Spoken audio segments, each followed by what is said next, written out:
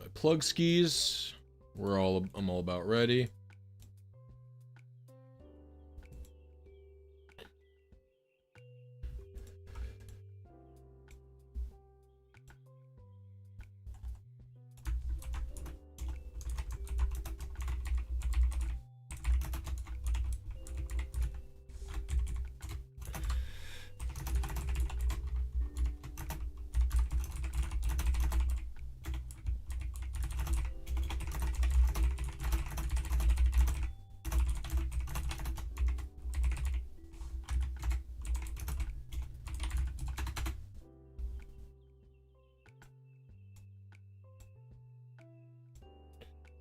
Alright, we got this here.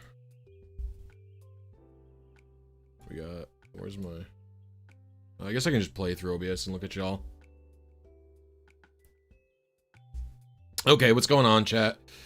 Let me set up my in-game scenario. Alright. What's going on, everybody? It's been a minute since I've streamed. I was on a... I guess you could call it a vacation. But I went to a wedding in New Jersey. So I was gone for a little while. But I'm back, and I posted daily on no bottle caps, despite the difficulties that entailed. I should do live chat. And I posted a video while I was gone. I posted my video essay on Mega Evolution and competitive play. Did y'all watch that? Just watch my excess video. It was fun. Thank you very much. Alright. I lost Pokeball. I probably have a bunch of repeat balls here. Nope. Alright. I'm trying to brain blast. Okay, so first things first, need to make it nighttime, right?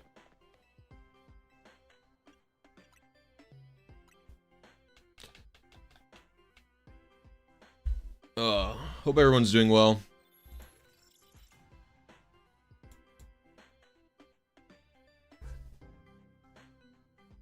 So the odds to find an excess mon?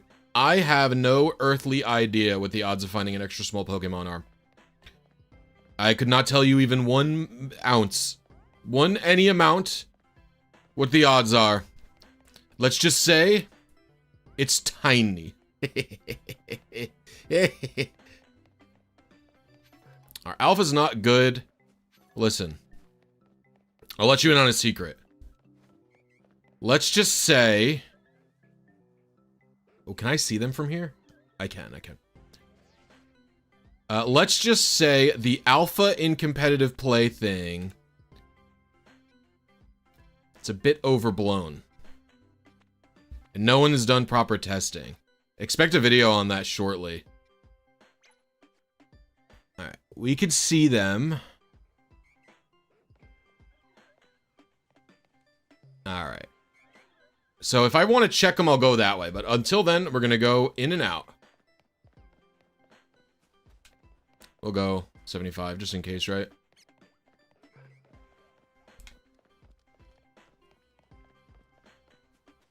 The shiny hunting begins. What's up, Goomy Lover? How are you today? You know any cool RNG lately, or just ZA? I've been loving the ZA competitive stuff so much, Silk, that I have not done any RNG manipulation in a while. I was actually thinking about it's time to return to it soon. It's time to go back to business as usual soon. I actually have a RNG manipulation video in the works. The thumbnail is commissioned. Thumbnail is commissioned and being worked on, and the script is about halfway done, so I should be able to get it done next week, before the end of the month. So that's exciting. I also want to do some e-reader stuff. Ugh, I'm so desperate to do some e-reader stuff. I have such a big vision in my skull for some e-reader stuff. But I just don't know if it's economically viable for me to do an e-reader thing. What a sad life I lead.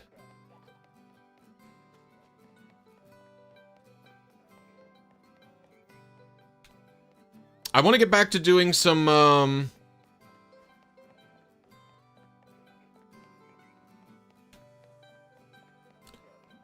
I want to get back to doing some interesting manips, obviously. I want to get back to doing, like, an RNG, a difficult RNG manip. Like, I want to go back to doing,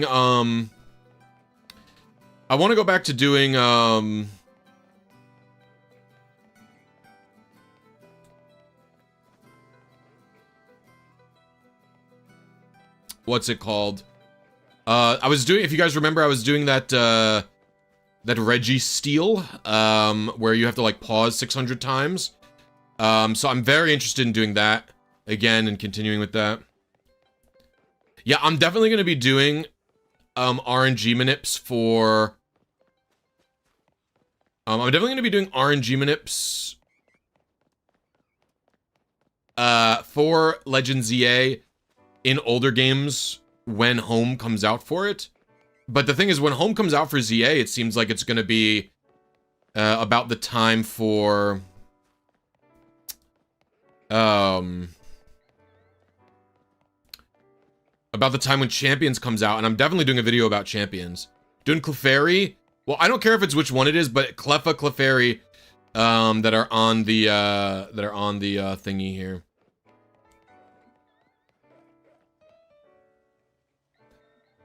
I love doing the e-reader stuff too. I don't know. I was thinking of crowdfunding it, but the problem is I crowdfunded the purchasing of my Switch too, and that was only like 6 months ago, so it just feels greedy to try and do another crowdfund.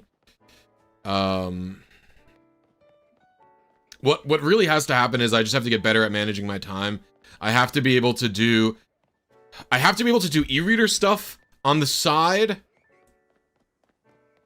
while I'm also working on other projects, and now that No Bottle Caps has success and I'm doing dailies on it, I also have to interweave No Bottle Caps into there. So I don't know how I'm doing anything. I have no ability to manage my time even remotely acceptably in any way that makes any concept of sense. So, y'all, it's going to be an interesting time for me in the coming... It's going to be an interesting time for me in the upcoming, weeks, to say the least.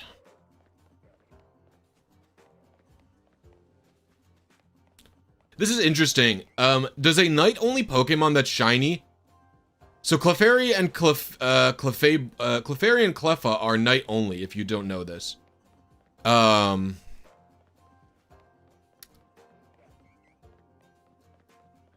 Does anybody know, do they stay in the day if they are shiny, or do they get nuked?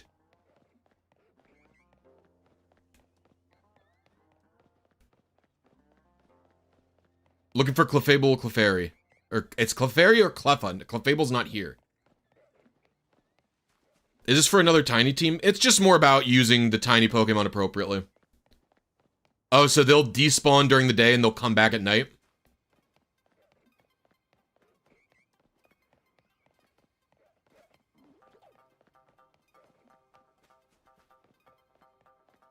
I haven't tried it yet. I was doing a lot of, can overload if I want. I do want to, but I don't know how to do it. I basically didn't watch any of Jeff's videos on it because they were all about Charmander. It also looks like a lot of setup, and I just kind of wanted to be casual about it. I kind of just wanted to, like, casually fart around, you know what I mean?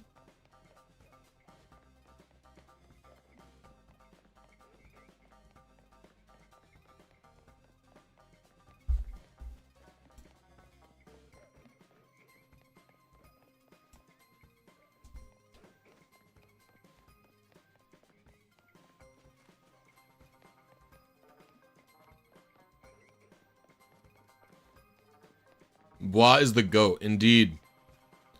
Wanna run around with Bois?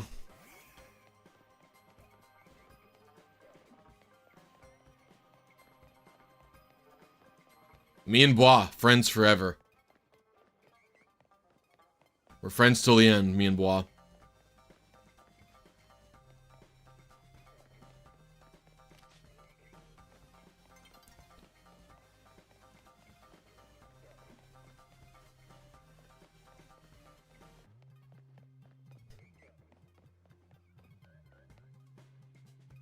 It doesn't look like any of them are sparkling fellows. Nope.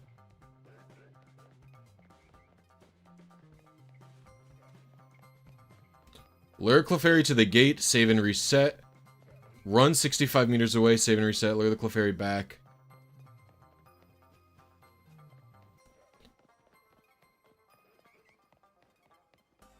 I mean, I'm not going to name other Heracroix Bois. There's only one Bois, and it's my friend.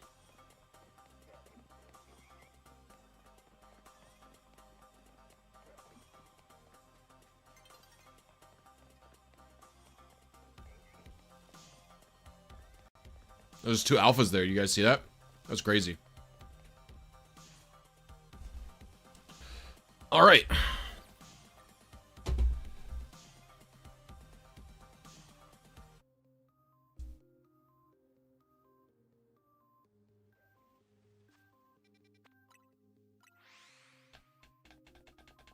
What to?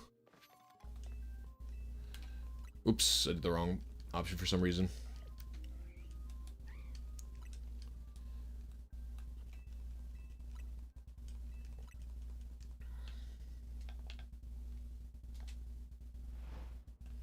Think the combat system needed a proper dodge or parry. Well, there is proper dodge. I do think that the switching mechanic as a way to dodge is really good. You get iframes, you can reposition. I think it's really good, to be honest. And I like that Megas have an even better version of said dodge.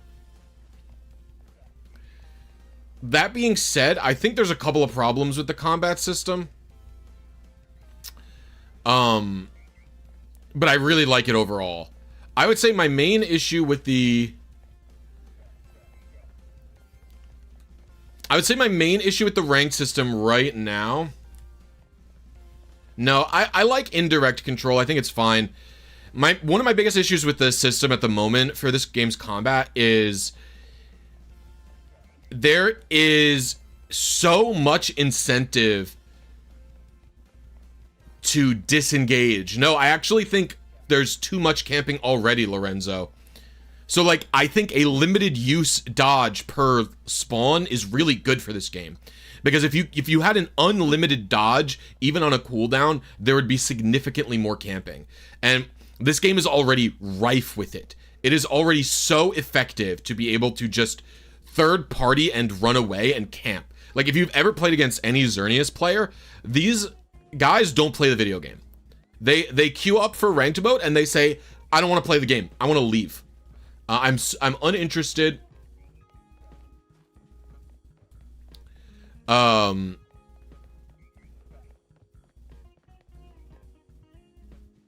pretty sure I am respawning to all of them. I'm going to like 75.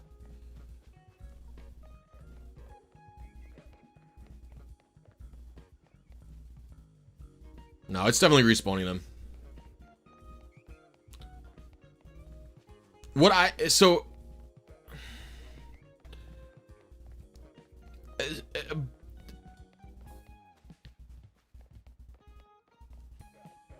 I do think the speed stat is underutilized.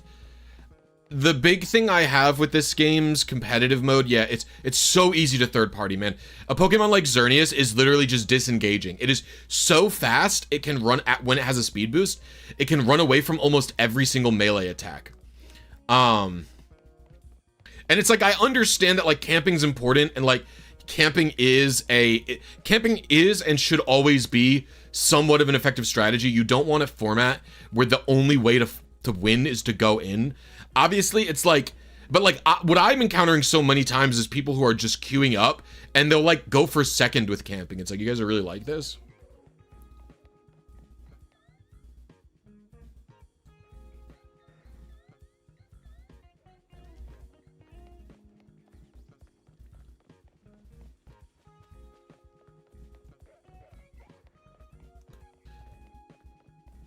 I just caught the Jirachi via e-reader. It's very cool. Jirachi was level 50 and the channel OT was male. Will this be detected if I were to transfer up from home?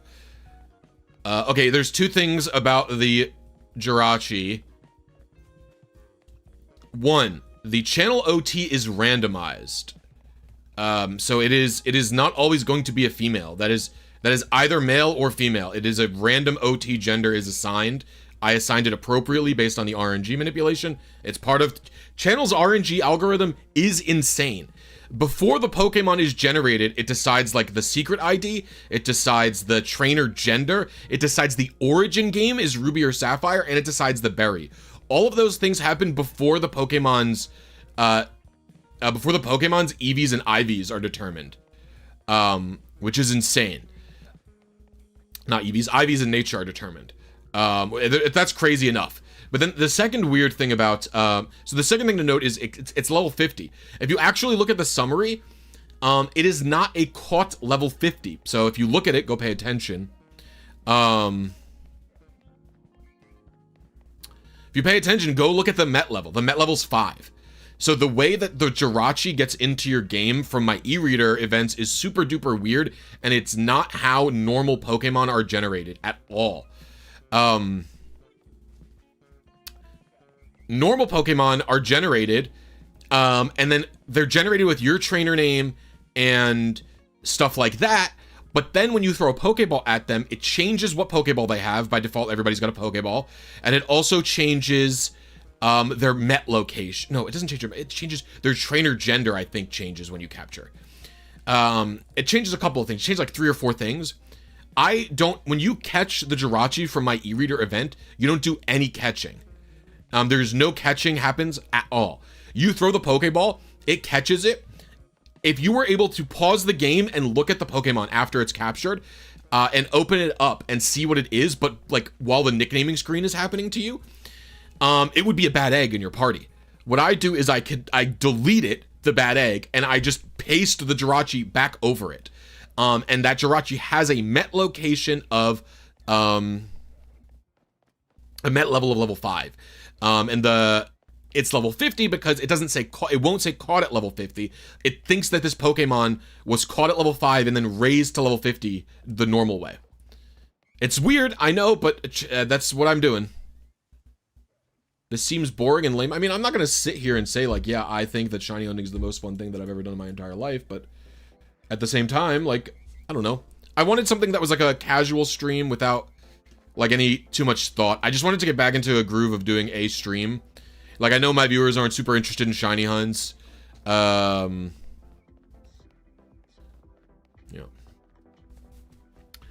Any ideas for Zygarde sets? I mean, you won't be seeing me using Zygarde, I'll tell you that. I am interested in actually running Zygarde 10%. I feel like it's got to be underutilized.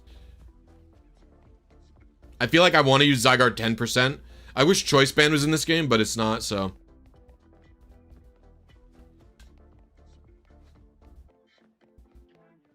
I don't think people are using macros in the way that you're thinking about it, by the way. What I think people are doing for ranked mode in this game is because you can't D-rank, I think they're just like, because you can't D-rank in this game, people are just like holding the L button down and having it mash A. And it's just they want to get Greninja or whatever. I think Choice Band would be pretty terrible in this game. I think Choice Band would not be terrible. I think the power boost is significant, but also not only that, I think that Zygarde and Zygarde 10% would probably be one of the best users of Choice Band, because of, I feel like this Kangaskhan isn't despawning, but I guess it's because I'm not running far enough away. Let's just go like this. Because Zygarde 10% has a move that is just always able to hit Pokemon.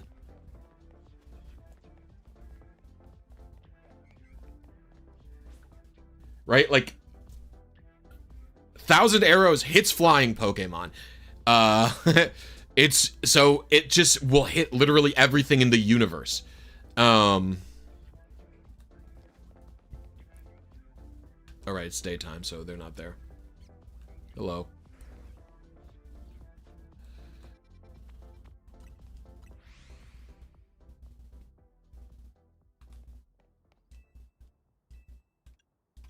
Congratulations, Drove. What's up, Gilberto Troche? How are you doing?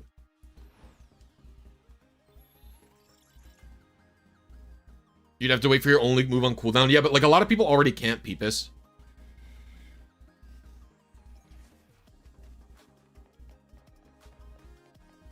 Am I streaming on another? No, I'm streaming on my main YouTube channel. What?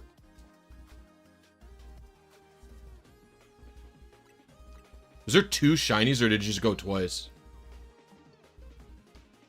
Is that guy gone? That might be dead. I think that guy just disappeared.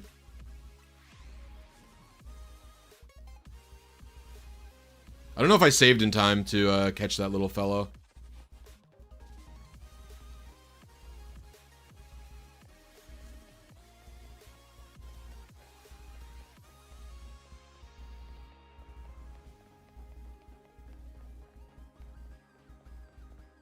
Where was it? I don't even remember. You know what we could do? We could get the backup save, I think.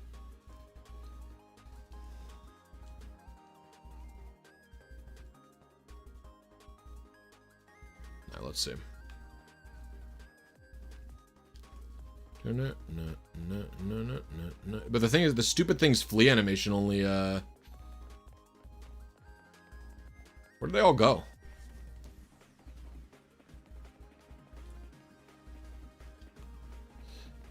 Okay, whatever. I already have a shiny Talonflame, so I don't care that much.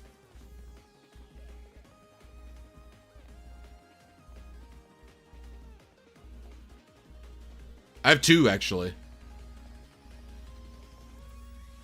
I have a second shiny Fletchinder that I don't... Yeah, so I don't really care. Don't worry. Don't talk about him. I've said this before. Like, there is simply no reason to discuss that person. They are completely irrelevant. Their videos literally get less than mine, and they have like 400-something thousand subs. They are completely irrelevant. The only people who talk about him are ones who are interested in dunking on him for Twitter clout. They want to get clout, and they want to do it an easy way. And what they do is they get clout by spreading the hate messages that he has, right? Because his followers and his video views and his tweets are so low view. They're so low view, but it's literally his tweets will get like 10 likes and his videos will get like 2,000 views. But if you make a video on him or you make a tweet, you'll get tens of thousands or hundreds of thousands of views or likes, right? It is literally just a way to farm clout by losers who would rather spread his hate than do something else that's positive for the community, right? And if you're saying something like, oh, if you're saying like, I'm just, going against his messaging, and what I would say to you is his messaging reaches literally a negligible amount of people. You can combat his hate by speaking on negativity that he spreads without using his name or referencing him in any way, right? Or you can just ignore it because it reaches so few people. But what they do instead is they show his name, they show his position, and that, to the tens of thousands of people that see their tweet or video, gets more people to see his vitriol than otherwise would. And what they're actually doing is causing harm by spreading hate that he has by platforming him that way. I actually think it's completely malicious to do that. And I think that you're a complete fucking loser if you do it. Because what you're interested in is clout, right? And so if you want to do that, be my guest. But yeah, I think it's complete ridiculous. And I think that there is value in debating or talking about people who, like, this would be a different conversation. This would be a different conversation if the person was getting hundreds of thousands of views, by the way, right? So like if you were talking about a person who had the same amount of subs and was getting 100K views per video, it's different because that time now the person is relevant and you're actually fighting against an audience of some amount that is worth like talking about, right? Like the audience is so large at that point, there will be people's minds who you have to change and there will be a narrative to go against.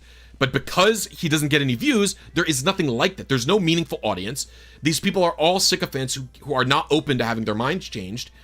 And there's not going to be any middle grounders who are going to agree with the hateful shit that he's saying, because it's so obviously wrong and stupid and hateful that, so I don't know. There's just no point to talk about this person.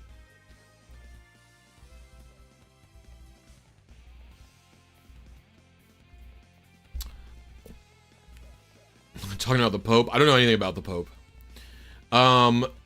Focus energy works the same. You get maximum crit rate if you have scope lens plus focus energy, or focus energy plus a high crit move. The best users I've seen for focus energy so far, I see a lot of camera up running focus energy, but I don't particularly know why. I actually just don't know why at all, but I think the best user is probably Kangaskhan, actually. It's focus energy Kangaskhan with scope lens, can focus energy work up and then Giga Impact and just destroy Pokemon. It's like a one-hit KO machine. You can also do the same with Watchog, which can also one-hit KO Xerneas. It feels like Watchog would be worse just because it doesn't have the option to run Mega for invulnerability frames, and also it's way less bulky.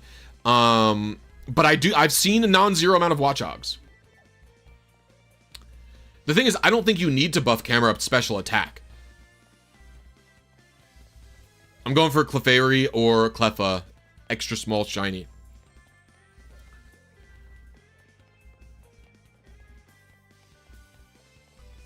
Camera up doesn't need it. Camera up can one-hit KO literally every relevant Pokemon that it needs to with plus fire moves.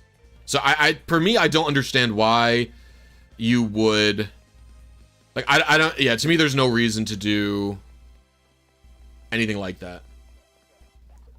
Yeah, Expert Belt, Life Orb, Camera Up kills everything. There's not even any reason to Mega it, but if you wanted to Mega it, you totally could. Like, the thing about Megas is even if the Mega is weaker than the main Pokemon, like I talked about in my most recent video on Mega Evolutions, even if the Mega is weaker, you still have validity in running the Mega just for the iframes alone. And a lot of the time with a Pokemon like Camerupt or Mega Camerupt, it could be worth it because that Pokemon's going to be third partying a lot, right? It's going to be sitting in the back. It's going to be spamming fire moves. It's not going to try and get up close. So it could be worth it just to third party with it and Mega for the iframes when there's a water Pokemon on the field. That's my thoughts on it. I feel like Focus Energy Camerupt is just pointless. Does it even have a high crit move that it's trying to use?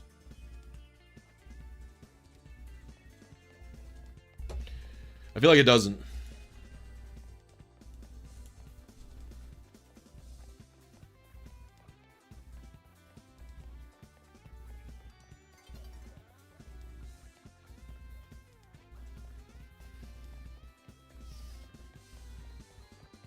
Any favorites coming for the DLC? I actually don't know which Pokemon are coming in the DLC for sure. I was pretty excited to see Annihilate. I think it's a cool Pokemon. I generally really like it. My favorite Pokemon is already in this game. Three of my favorite Pokemon are already in this game. In Totodile, Feraligatr, Clefable, and Garchomp are all a bunch of, like, they're some of my top favorites. I would say those are probably my top 3 Pokemon of all time. Obviously, it's a shame what's going on with Garchomp in this game. I don't even use it anymore because it's just so obnoxious. Like, everyone and their freaking mother's using Garchomp, and it is just, like, one of the most annoying Pokemon to face in this entire game. Garchomp tends to do that with limited dex or limited power, especially when it has access to Yachi Berry.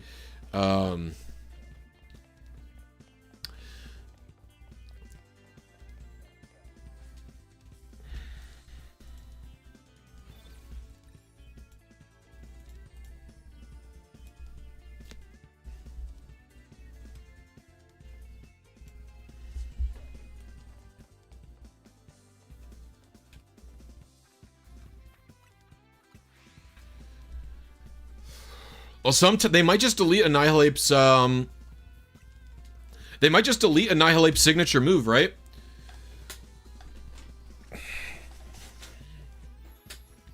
They deleted freaking Galarian Slowbro's signature move. And as far as I'm concerned, that's for no reason at all. Like, its signature move would not have been difficult to implement into ZA's battle system in any way, right? I actually don't understand why they didn't include it. I'm excited to have new Pokemon, and I'm also hoping that, the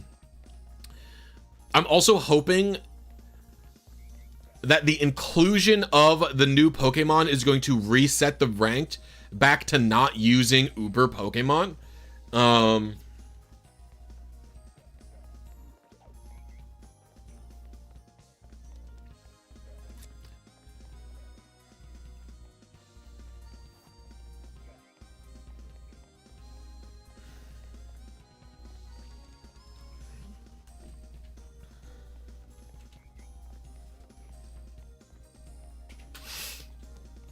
We don't know Season 4's rule set, do we? I've seen Season 3's rule set posted.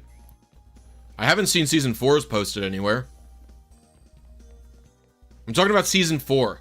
Zygarde's season is Season 3, and it includes 0 Pokemon from the DLC. Nope, you guys are not understanding.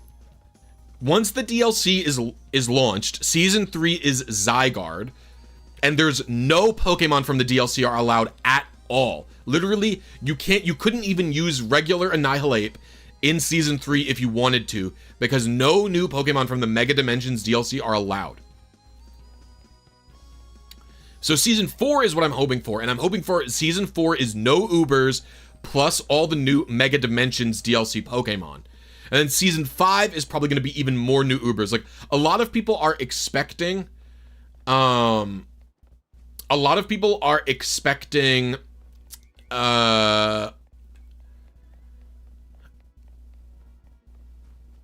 there to be Primal Groudon and Primal Kyogre, which would be, it's like, do we have to be doing that? That doesn't sound fun, but okay, I guess.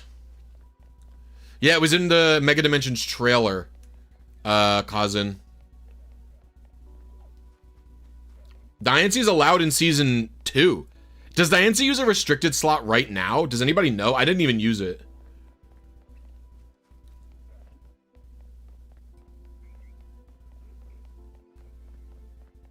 It's so stupid.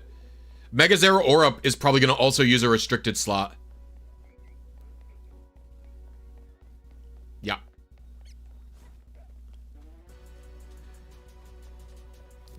Mega Zeraora getting a lot of hate. I don't think it deserves hate, but it does look a little bit like, it's one of the Megas that I don't love in the sense that it's not different enough from the main form. I like it when Mega Pokemon get freaky with it.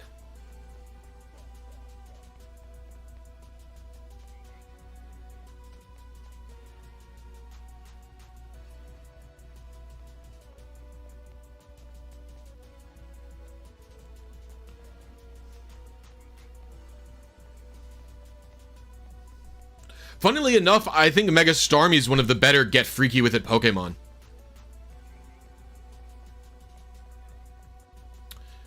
Well, Mega Greninja is tough because they kind of already made Mega Greninja in Ash Greninja. And then when they realized, they were like, we kind of have to make Mega Greninja if we're making the other two, and then they deleted it. More Mega Ubers is not needed. Well, Zeraora is not an Uber, right?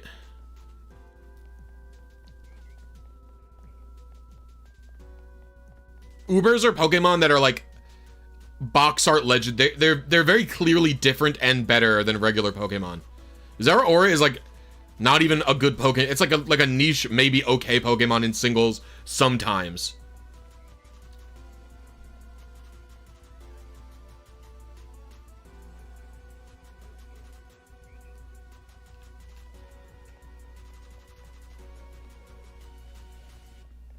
Ash Greninja would have been broken in this game? Maybe.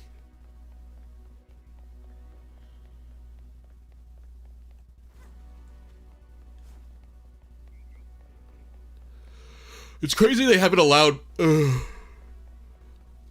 don't understand the logic behind including legendaries in ranked? What's the problem with including legendaries in ranked? Like, I don't understand your problem with it.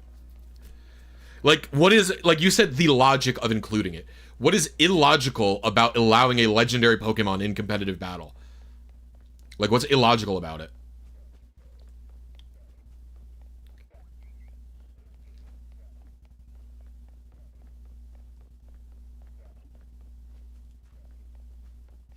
What's up, Arion? How you doing?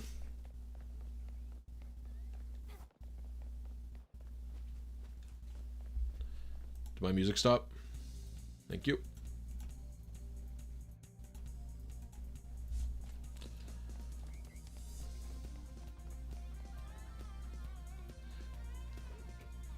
You can say that I'm being nitpicky about words.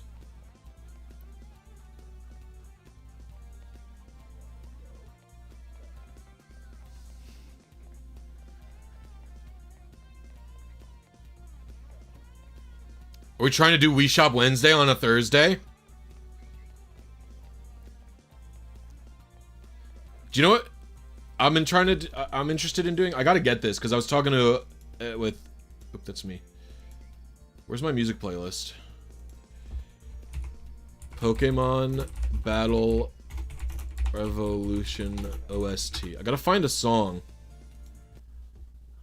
from Battle Revolution. Where's like the Wi-Fi stuff? Yes. We're gonna put this in the music playlist.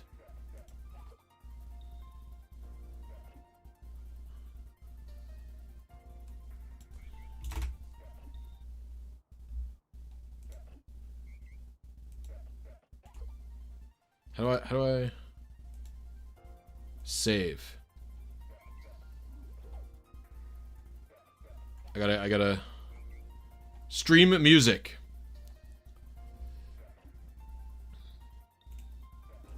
All right, we'll listen to it once like this. So it takes the fun of the game that you have centralized. I mean, you're definitely. These guys schmooved. So like, you said it sort of takes away the fun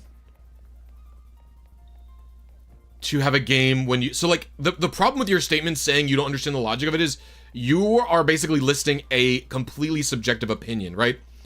I tend to agree with you that Xerneas is so centralizing that it has allowed me to be less successful in experimentation.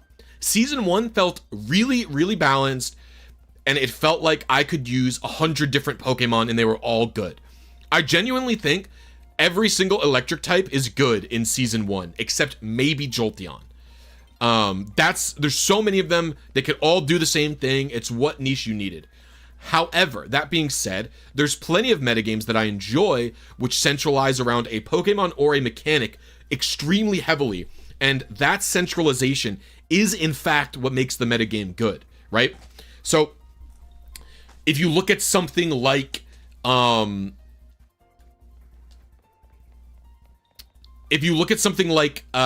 3 or Gen 4, right? Gen 4 is entirely warped by the Hazard's Stealth Rock.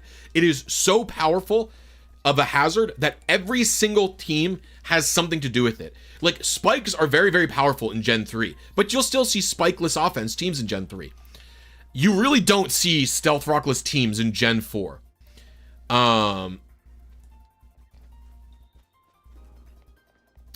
Because it's completely warping. And playing around the warping nature of it is actually pretty enjoyable for me. Where do I go when I fly to this? I don't want to figure it out. So it could technically be faster. Okay, let's go back to... We'll put on Jacynth. We'll just get a little Jacynth gaming going on. Now, I think Xerneas is the reason I think people are frustrated with Xerneas this season is because the thing that... Oh, this is too loud. The way that Xerneas centralizes the game is specifically not fun and stinky, right? It is not fun. Xerneas is so powerful and can run Babiri Berry to deal with steel types. It has coverage for steel types. It has coverage for poison types.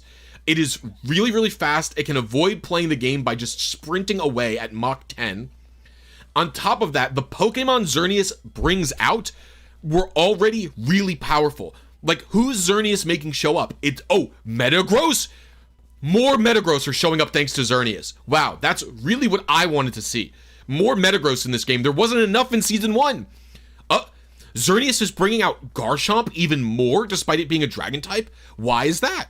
Oh, could it possibly because Garchomp can live any hit Xerneas does, destroys all of the steel and poison type counters with its ground type, and has coverage for Xerneas with poison or steel moves.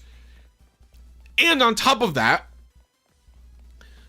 so it's like what Xerneas has done is brought out 6 trillion Metagross and 6 trillion Garchomp onto the field.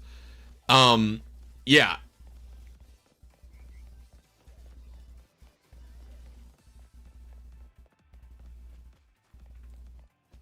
Pangoro smokes Metagross.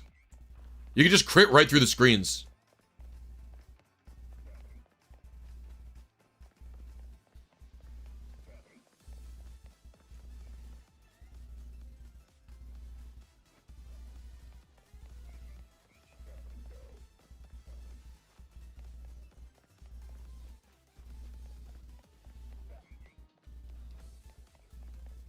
Dun, dun, dun, dun, dun.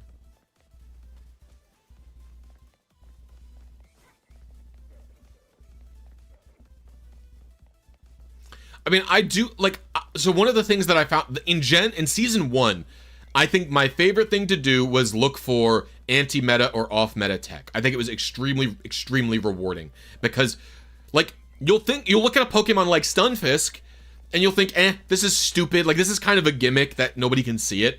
And then you run Stunfisk and actually it's literally just strong enough to KO everything that it needs to KO. And it matches up super well into the most popular lead in the format, which is Ampharos. And then the Pokemon that they want to switch into, probably a Metagross, Stunfisk also does well into. And Stunfisk is really good at third partying. It's actually really fun to discover. I had a similar experience when I found Avalugg. Turns out Avalugg's really good into a lot of popular Pokemon. Like, I don't even think Avalugg's actually, like, off meta. Like, I think Avalugg, if you look at the season 1 competition, Avalugg's just a good Pokemon. Like, but I found it pretty early on and realized, like, I was like, this is really powerful. This is fun to fight. This is fun to find. Yeah.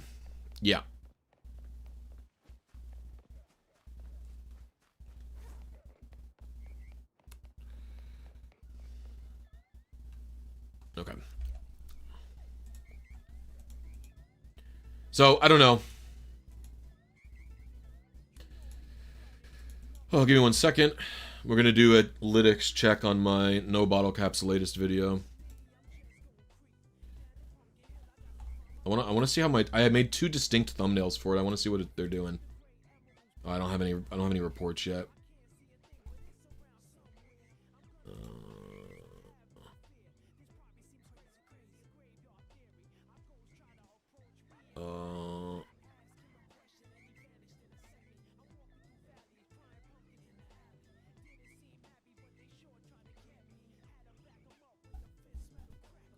Okay.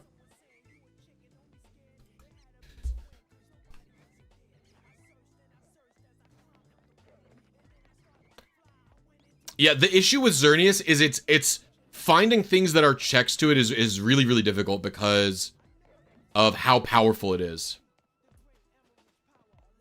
I don't mind people talk about using legendaries or not legendaries. I have no issue using legendaries. Zapdos is one of my favorite Pokemon to use in battle. I love using something like I love using something like I can't remember. I wish I talk about Latias I love using, but big butt coming here. Like, there's a distinction between box art legendaries and regular legendaries, right?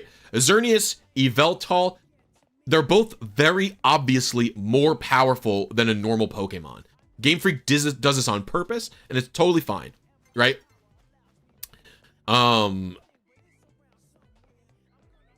They're not the same as Zapdos, right? Zapdos's power is more in line with like a pseudo legendary like Tyranitar or something.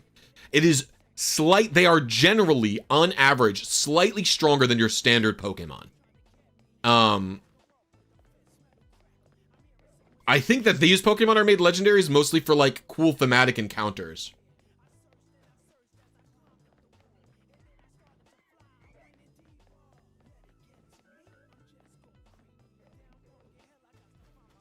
There's a ton of misinfo going on about alphas. I'll tell you this right now. People have the wrong impression of it.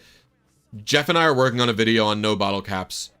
It'll be like an essay type video on no bottle caps to talk about how the actual nuances, because the research people have done is not correct. I'll tell you that right now.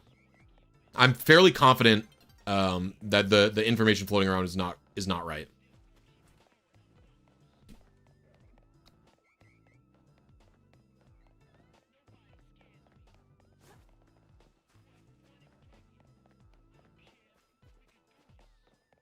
I have no idea, Cho.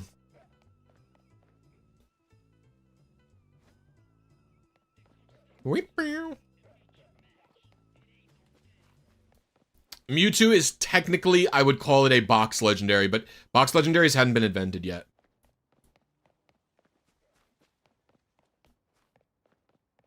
But all of the box legendaries that came after Mewtwo seem to be, like, designed with its power level in mind.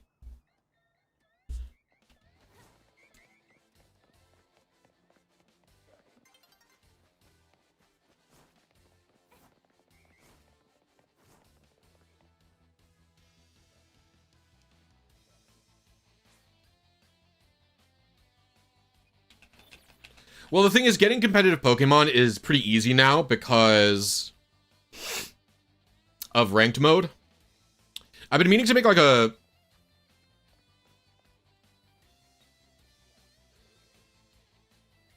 I've been meaning to make like a short on this or something. But like, I think that...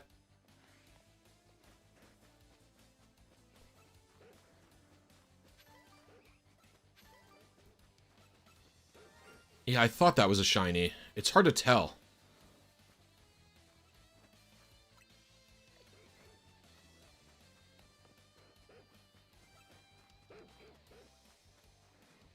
All right. That's phase 1, baby.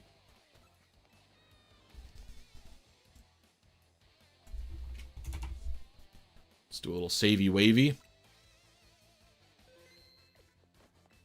The calcs, the information about calcs is correct, by the way.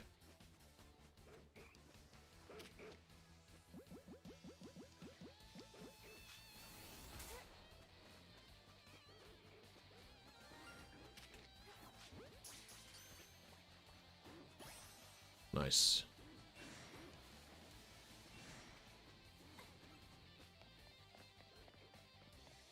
I've been playing this game where I try to stand on bushes, by the way.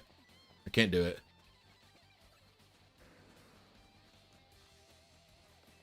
So it's all moves deal 70% of their usual damage in Legend ZA. Oh, I can't tell. My thingy's blocking it. That's a medium shiny Kangaskhan, by the way.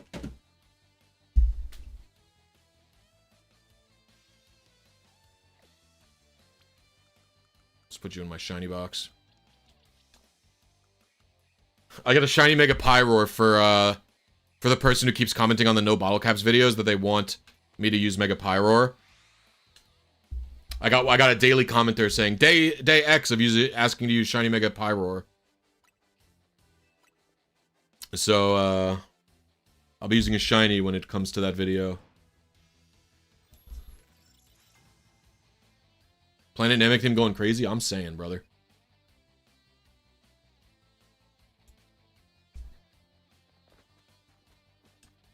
We'll do a save since I did catch it.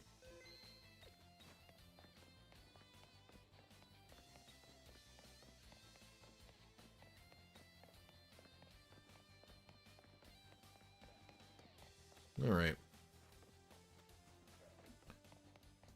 No, I'm looking for shiny XS Cleffa. I'm looking for extra small shiny Cleffa or Clefairy.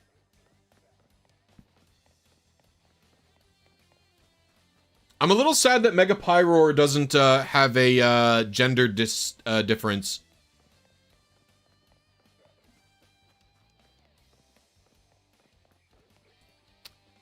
I mean, listen, someone could easily prove us wrong, but I am almost positive that I'm correct that extra small Pokemon are almost always better than large Pokemon. But yeah, the way damage works in this game is that all moves deal 70% of the damage that they normally do. All moves deal 70% of the damage that they normally do. If you use a plus move, it deals 20% increased damage, so the move will do 90% of its typical damage calc damage. And then if it's a super effective plus move, the move deals 100% of the damage it would have dealt in a normal Pokemon game. What's the excess rate? Great question. I have no freaking clue. It's not high, I'll tell you that. I have a bunch of XSs that I farmed for competitive. These are all XS Pokemon. Some farmed, some I just had in my box naturally.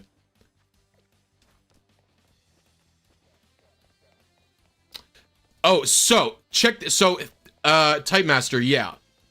I might even try and make that this week or something if I have time, but this would be a main channel short. And basically, I've talked a little bit about that I'm nervous that Pokemon Champions is actually not going to be, I'm nervous that Pokemon Champions is not going to make competitive Pokemon accessible enough. You have to still spend in-game resources after grinding in ranked or in a single-player mode to be able to build Pokemon, right? And I'm nervous that Game Freak's gonna mess that up. I'm nervous that it's gonna be too slow. You're not gonna be able to get enough Pokemon.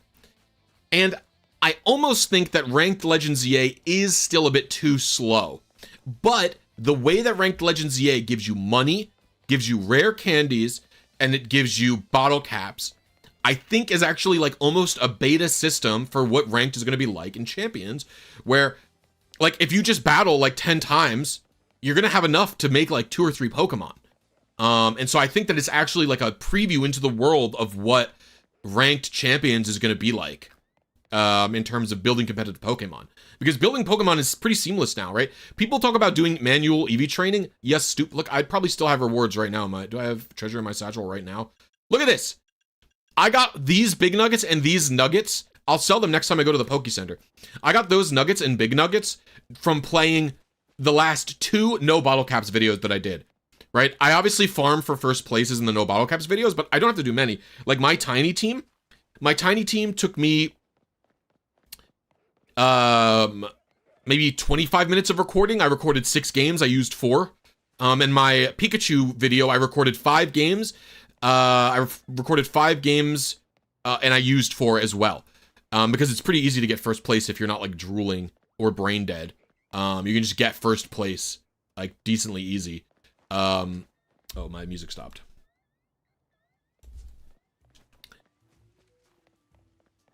So all you get, like, look at the bottle caps that I get. Like, look at the bottle caps that I have. I have 3 gold and 42 regular. Like, you can make so many Pokemon this way, and then you can sell the nuggets and stuff for money, and then you can use rare candy. I've been pretty liberal with rare candy usage, you know?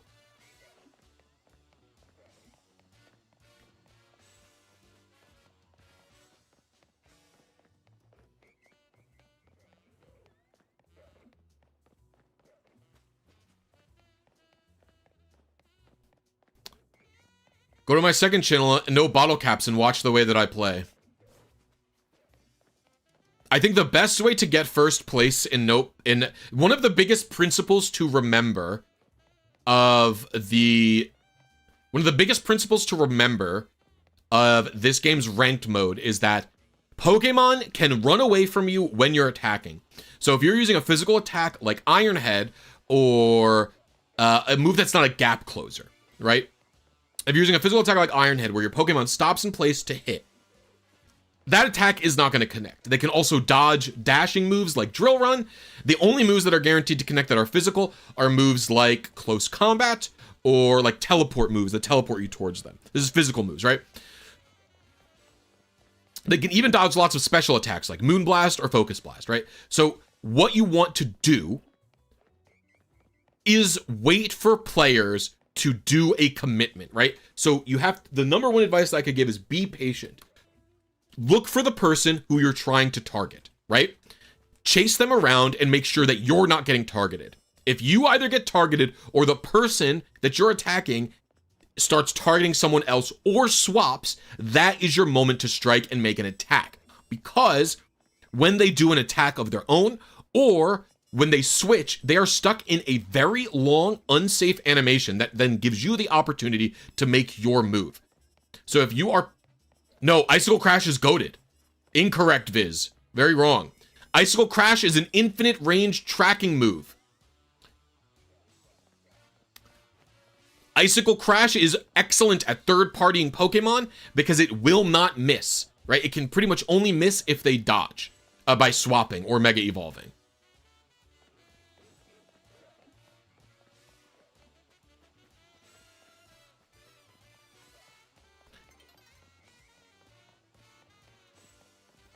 But Type Masters, yeah, my main point was that was Champion's gameplay loop, but I was worried that the gameplay loop in Champions would be too slow for that. But I don't think it's too slow in this game, and so what I'm saying is it's given me confidence that it's going to be decent at the very least. 2 alphas.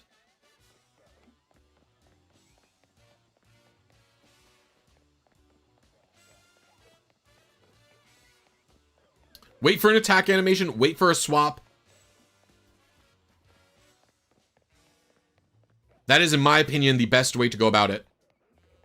Camping is unfortunately powerful, like extremely, extremely powerful in this game.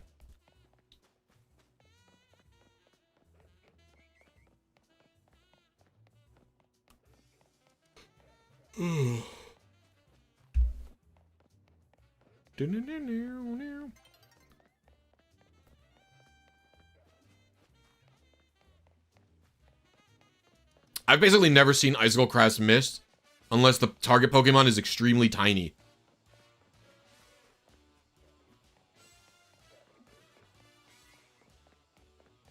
Or really, really fast. So, like, you might have trouble hitting a Xerneas who's used Geomancy with Icicle Crash. But, like, your main target with Icicle Crash is going to be Garchomp, and you're going to hit it. I run Protect on frail Pokemon that like to scrap.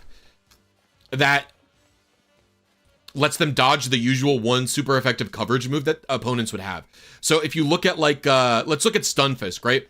Stunfisk can run Protect. You can run Charge, Earth Power, Thunderbolt, Protect. And the utility of having Protect on Stunfisk there is that it lets you dodge,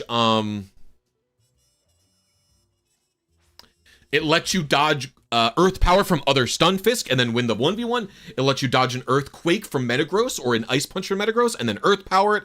And it lets you protect against water types. It lets you protect against water types. And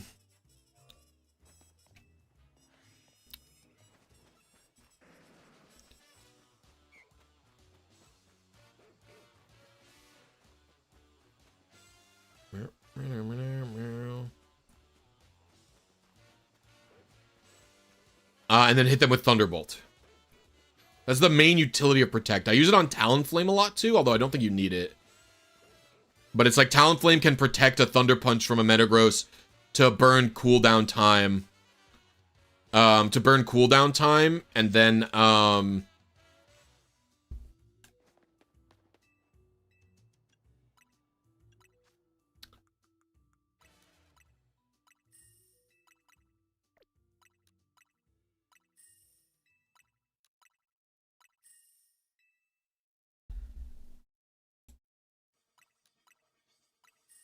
my brain isn't working. Burn cooldown time and then hit back with a Brave Bird after, or like a Flare Blitz after the cooldown's up. No, I just went for Excadrill because I was surprised at how drastic the size difference in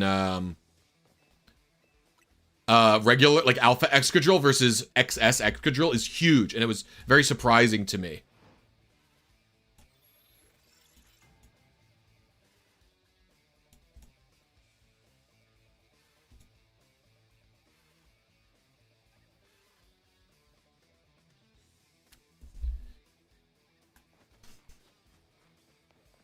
You swear my channel name is very catchy? No bottle caps? So funny, the reason we named our channel No Bottle Caps By the way, anyone who's watching the live stream on No Bottle Caps, in case you're unaware, there's actually 2 people on that channel. It's me and Papa Hefe. A lot of people don't actually know that we're 2 different people, but yeah, we are. The original reason for the name of No Bottle Caps, a lot of people thought the channel was named No Bottle Caps because of Legend ZA and how difficult, not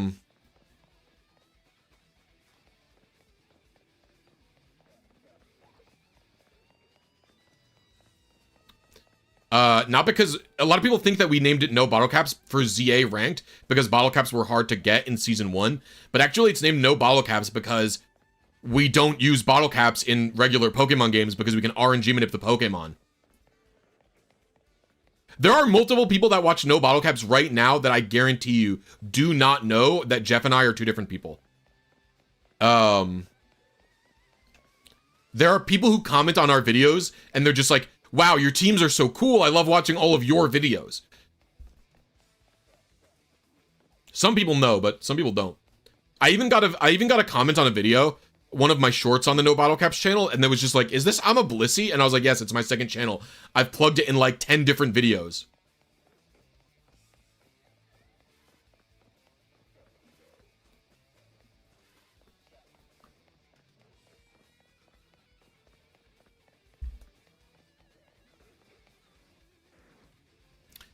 I know it's like inefficient to be checking, but I like checking. Do we have any check enjoyers out here? We go around, you just check.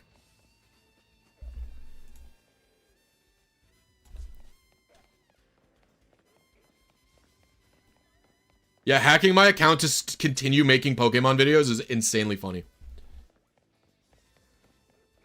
No Bottle Caps people, how many of you are only here for the ZA content? In chat. Like, obviously, I'm not doing a battle right now, but how many of you are only here for the ZA ranked content? I'm going to be dropping my first non-ZA ranked battle video soon on that channel.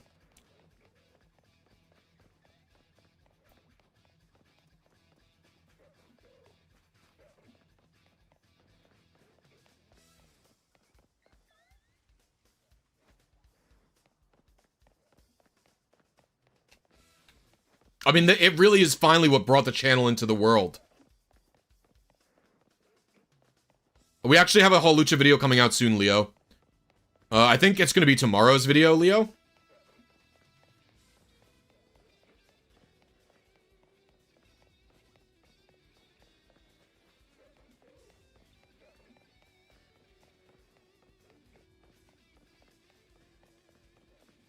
You're on my main channel from the ZA battles?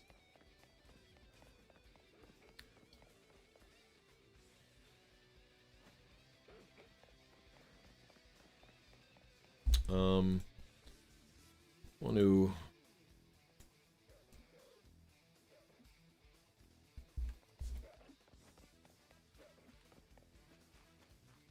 Yeah, because the channel was, like, really struggling. We couldn't get the daily gameplay grind off the ground. Like, nobody would watch. It actually was a big damage to my ego. It felt like people were really uninterested in watching me live. Like, maybe my live commentary in battle wasn't good or something like that. But then this came out and people are loving it.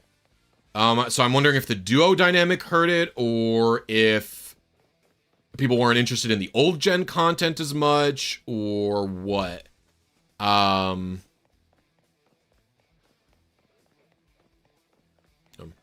But expect lots of Champions stuff. We're going to be doing a lot of Champions content when that comes out. Both of us really like the traditional battle system in Pokemon.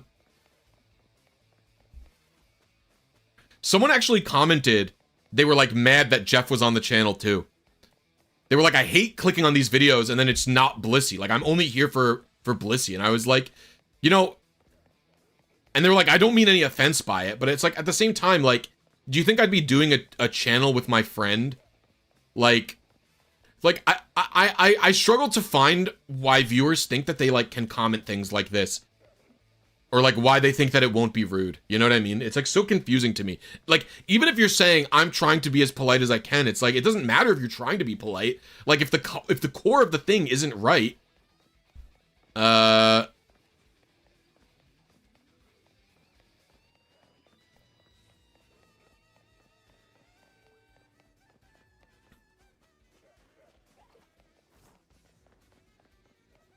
Yeah, I don't know, it's weird.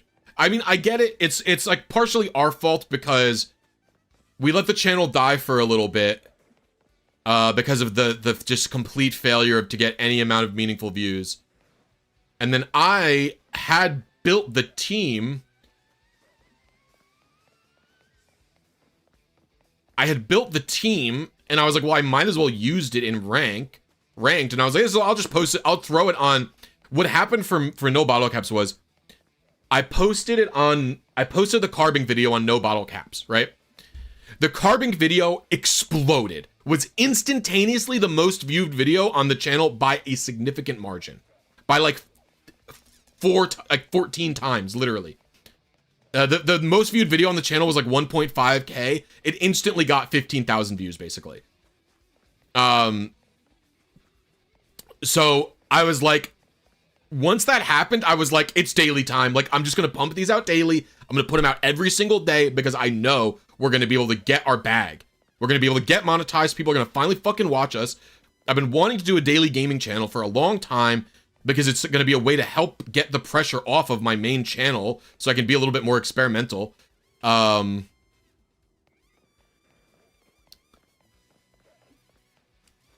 so I uploaded daily solo for the first like week and a half. While Jeff was like doinking around with shiny mechanics, and I had to spend a lot of time convincing him like, listen, this is going to work. This is good. This is going to be good for the both of us. And so for a while, Jeff was not on the channel because he was just shiny hunting and making those videos. And I also don't think that he believed that it would survive for a period of time.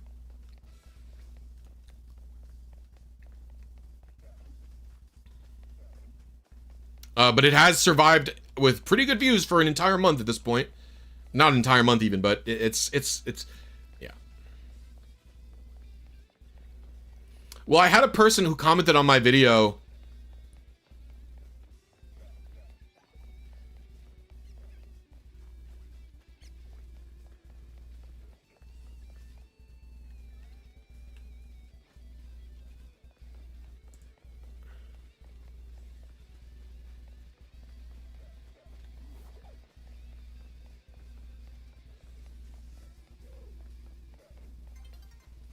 Well, you know, when I said doinking around, I didn't mean it in like a negative way. Like he was just doing his own thing.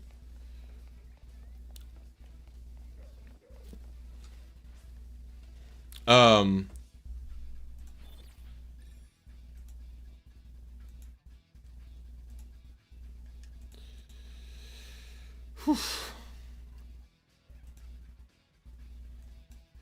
All right.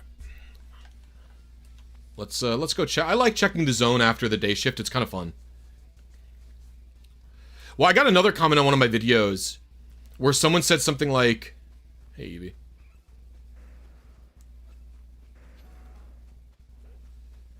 I'll tell you what, I've been hankering to play Legends Arceus, by the way, because of this game.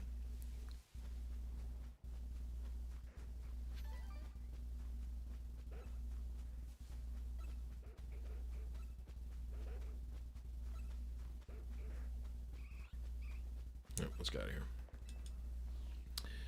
How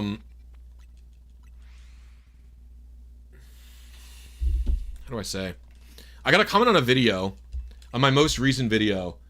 So and I talked to you about like how on my main channel I'm a blisy. I'll be able to be more experimental because of no bottle caps, and that's like one of the main reasons I uploaded that recent video called "Why Mega Pokemon Are Bad in Legends ZA." That is a like battle discussion essay type video.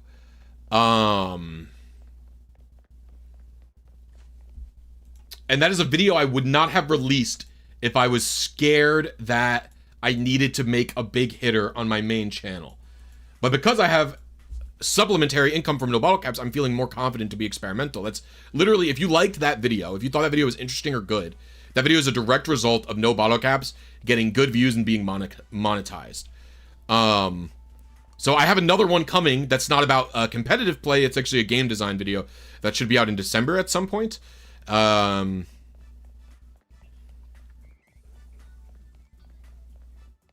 anyway, I got a comment on that video. Like, it's people... feel the need to...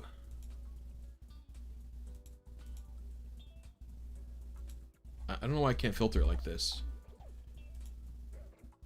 But basically, like, someone commented on the video and was like, can you please... I'm not trying to be rude, but can you please stop putting swipe sound effects and clicking noises when you do transitions? It's really obnoxious and it makes it feel like a YouTube short. They commented that. And I just replied, like, stop commenting on my videos. Like, I don't want you here. And then they were like, I don't understand. And I was like, you're rude. Like, just leave. And they were like, why are you being mean to me? Like, you're not like this on your live streams. And I just didn't answer them. But it's like, who the fuck do you think that you are? I don't understand. Like, I don't understand why people, like, feel like they can say anything. It's, like, confounding to me. You know what I mean? It's like, I don't... Like, fuck you. Like... I think what bothers me about it is it's like... The idea that it's not gonna be offensive, that you're, like, annoyed by the editing style of my video is funny, because it's like...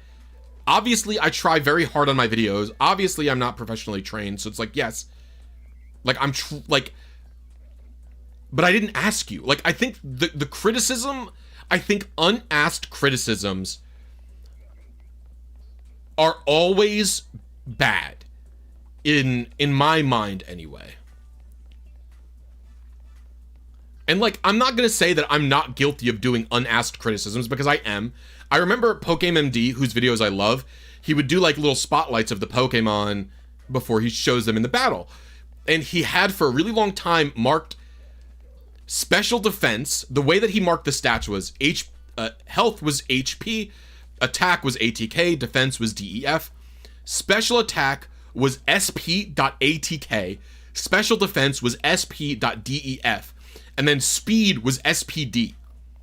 And I was just like, for the love of God, do speed as SPE, special attack as SP capital A, and special defense as SP capital D. And I commented it once, and I was like, I'm begging somebody to listen to me. And it's like, you know what? I shouldn't have said something like that. I know AIM is not going to be offended by it. But, like, you know, even that type of a comment is like, these are unasked criticisms. Like, you can't just say anything to any... It's like going up to a stranger and telling them, like, I don't like the way that your outfit looks. It's like, who the fuck asked? Nobody asked you, dog.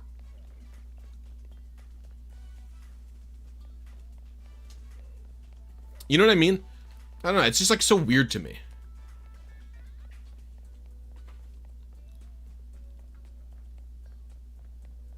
They're probably genuinely confused as to why you're upset. They were genuine. They said that they were confused. They were like, I don't understand what I did wrong. You're not normally like this. And it was like, well, first of all, you don't know me if you think that, like, I don't just, like, insta-rip tell people to leave. Like, I will tell anybody to leave at any time in my entire life.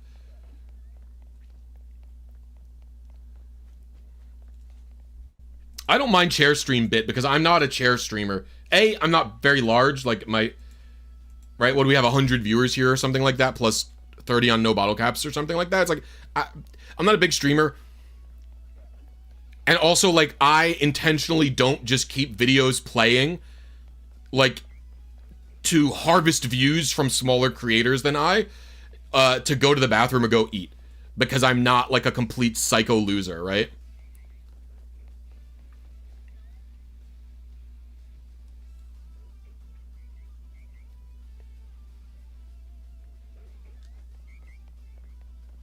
Yeah, if y'all are enjoying the stream, you're having a good time, please remember to hit that like button. It's a free way to help out the stream.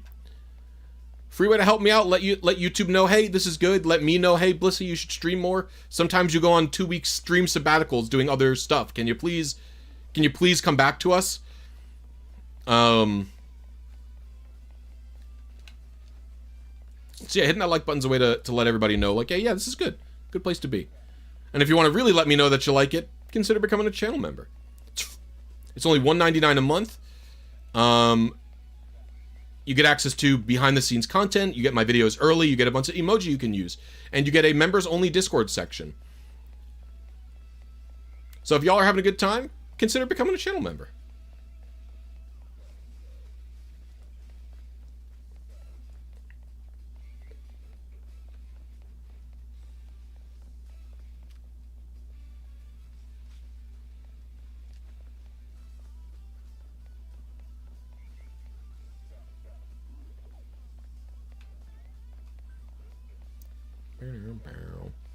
Yo, Gilberto, welcome to Happy Knee. I appreciate you.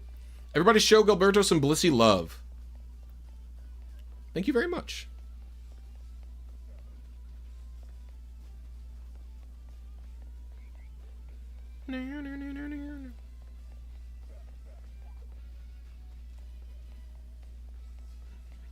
Yeah, the problem is the YouTube algorithm relies on comments, unfortunately. And there have been, like, times... I mean, I tend to not enjoy the comments on my videos. I tend to not enjoy the comments on my videos unless they are comments on the DLC e-reader videos, where they're all almost always positive and nice. People going, hey, this is really cool. Thank you for making this. This is a cool project. I really love it. Those are the only videos that have comments that I like. Every other video that I make, because the topic is polarizing, is, like, just full of shitheads flaming me, and it's like, okay, wow. I really had fun getting flamed.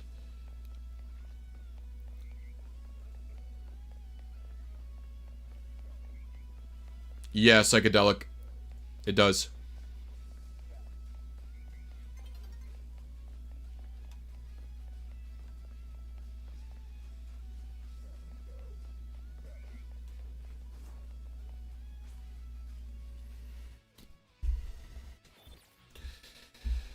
Dude, the comments on the video, the competitive team building videos are just truly miserable. They are like, it is difficult to deal with those, I'll say that much. Shiny XS. If I was looking for XS, I have a different way to farm just for XS Pokemon. If anybody's interested in seeing that, I could take a moment to do a quick demo on what I think the best way to farm for XS Pokemon of a specific species is. Because you can't tell just visually, right? It's not like a shiny where you look at it and go, that's XS. It's very obvious. I was even thinking about making a short video on it, or short or something like that, but I haven't done any research on if what I'm doing is the most efficient way, but I could show what I'm doing. What's XS? Pokemon have size classification, so XS is extra small. I can show it off pretty clearly with the Excadrills.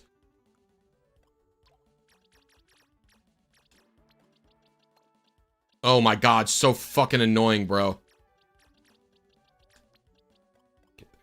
Alright, so let's get Excadrill 1.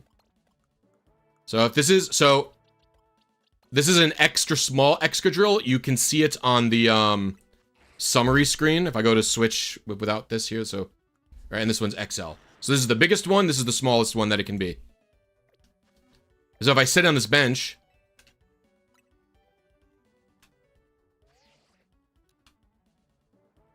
do you see the difference here? Look at this. So this guy is way better at dodging attacks. No, this is why I picked Excadrill in the tiny no bottle caps video, by the way. Is because look at how the fucking size difference is insane. So, no. This is me, and then this is my hot wife, right? This is me, and this is my hot wife, telling the Dunkin' Donuts person that they gave me the wrong coffee.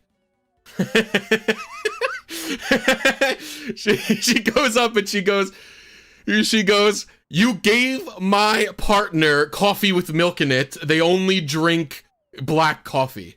That's what it is. Anyway, so this one's way better at dodging attacks And also, they're harder to see. Like, yes, you can lock onto them with the ZL button, but like, that's talking about when you're turning around the thing, that's talking about like, when you're turning around the,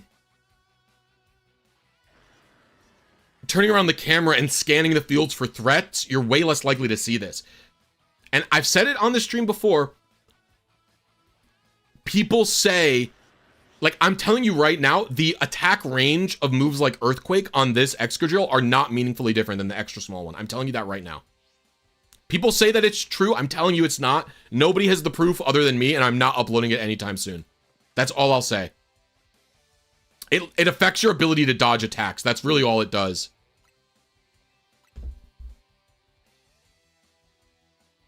So go subscribe to No Bottle Caps if you want to see that. In fact, I should link the latest No Bottle Caps video. Also, No Bottle Caps chat, I've been completely ignoring you. My bad, homies. I should link the latest No Bottle Caps in like a pin here.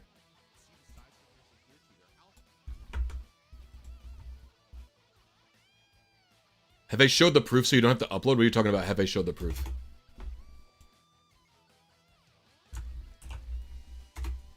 Pin this. Well, I'll remove this actually. If you're talking about the latest No Bottle Caps video, that was me, not Hefe, for the record. But we're doing a video essay type on it. What's wrong with my screen? Oh, is it foggy weather? It's kind of rare, right?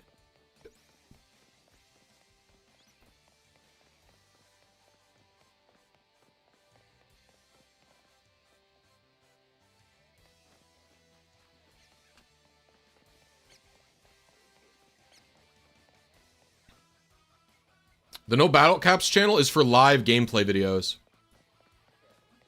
I stream on No Bottle Caps just because why not, right? What about S compared to XS? I don't know. I never kept any of the... Oh, yeah. People wanted to see the way that I farmed XS Pokemon. I could do it right now, actually. Let me do it. All right. Here, I'll show you how to farm XS non-shinies. So fly to the wild zone. Fly to the wild zone that you want to catch the XS Pokemon on. I go with repeat balls. So if I wanted to farm XS Kenga... Well, it broke out, but... You would go catch all of the Pokemon that you want.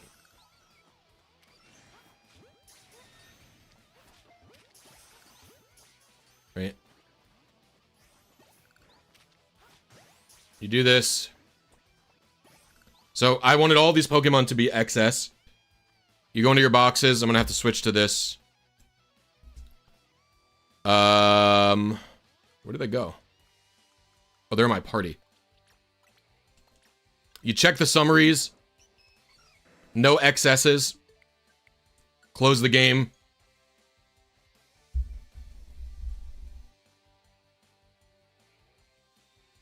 Then you hit up X and B on the title screen to load your backup save. A backup save is made every single time that you fly to an area. And so now you can fly back to the wild zone. The Pokemon are all going to respawn and be different. They're going to be completely different than what they were last time, and you don't have to wait the 3 minutes for them to respawn, right? So that is, in my mind, the best way to, for my money, that's the best way to farm. Just extra small, not shiny. Am I in the right spot? I am. We have to go this way. Up on D-pad, yeah. Because, and you have to do it that way because I can't visually tell.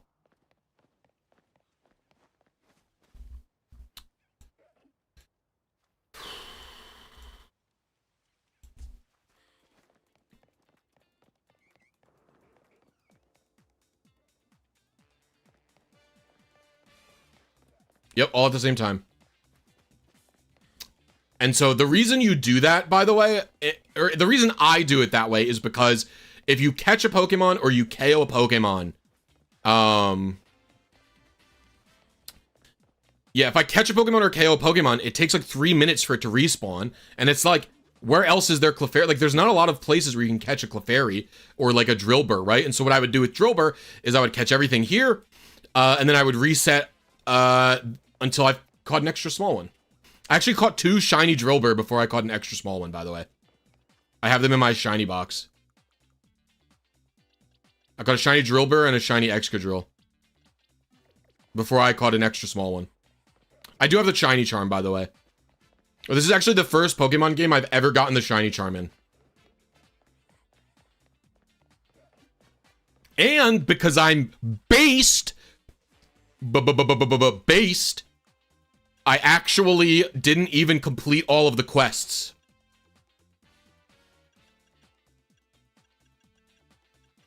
Because I did the 1,000 battles before I did any of these other things. And if you do the 1,000 battles first, you can actually keep, you don't have to do these things. What zone did I farm Drillbur? I did 14.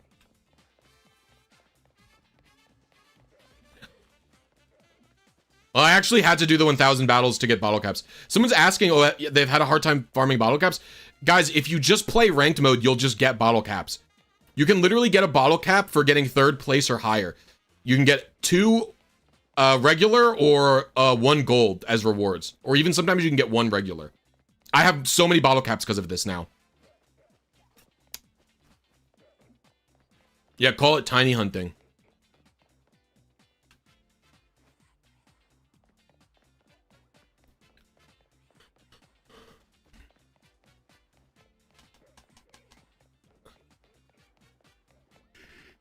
Ugh.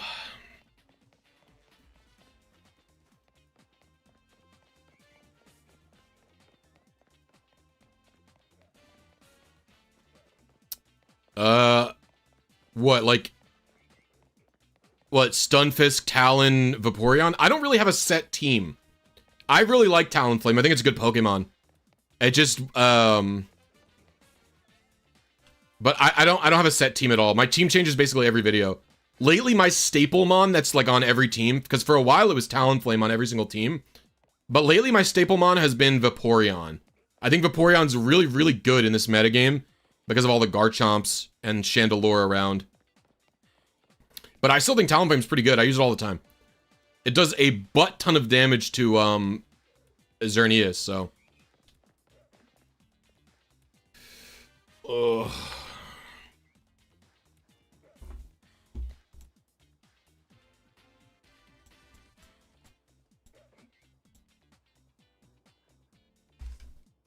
Oh, whoops.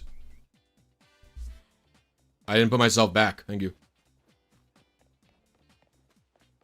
What's the best check to Xerneas? I mean, the thing about Xerneas is the best check to it's probably Metagross.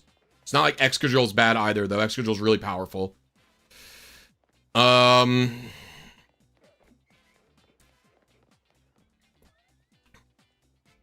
actually like Mega B a lot, too.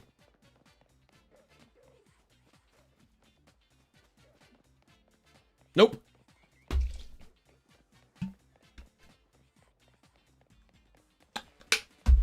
Charizard versus Talonflame. Talonflame has Brave Bird, and its attacks are significantly more spammable than Charizard. So Talonflame's much higher speed stat allows it to really spam moves very frequently with little speed investment. And it also has Brave Bird, which Charizard does not learn. On top of that, Talonflame doesn't Mega. So Charizard, while more powerful than Talonflame, often does not run Life Orb. It runs Mega. It runs Mega Charizard. And until it evolves, it's weaker than Talonflame. So Talonflame is like I would say Talonflame you use as a plus move attacker to spam powerful moves like Brave Bird and like Flare Blitz. But you can also use it as a long-range third partier to hit with Heat Wave and Brave Bird. And it'd be really powerful that way. So I think those are the main advantage to it.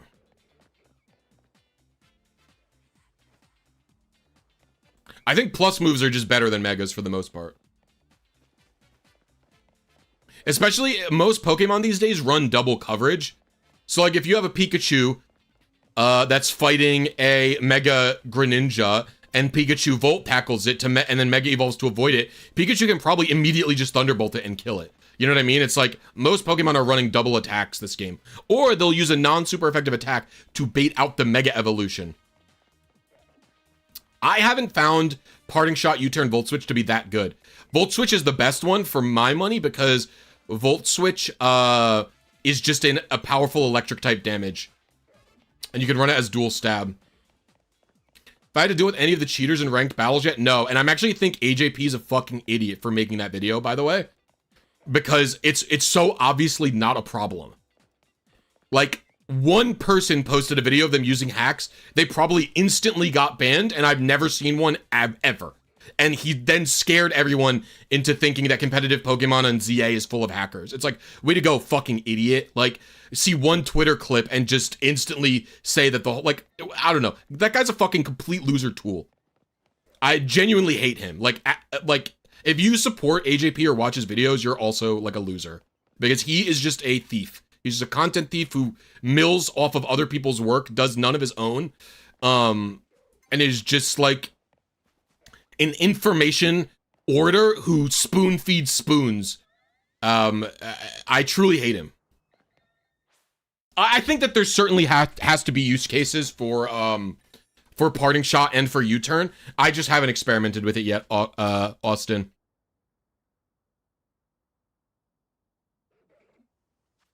All right. Let's do an in-zone check for fun.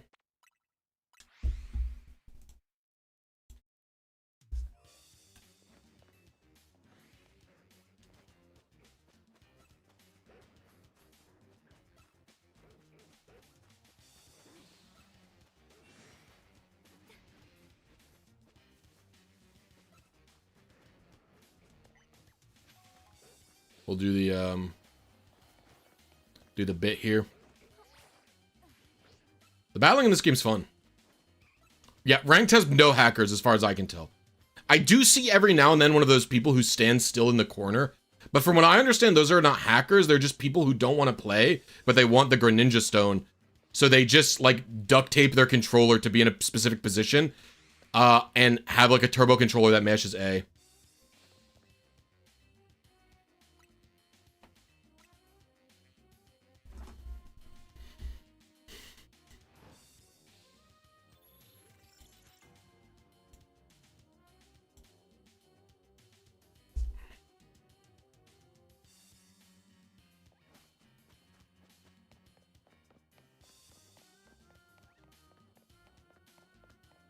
I've been trying to land on these bushes. It doesn't seem possible.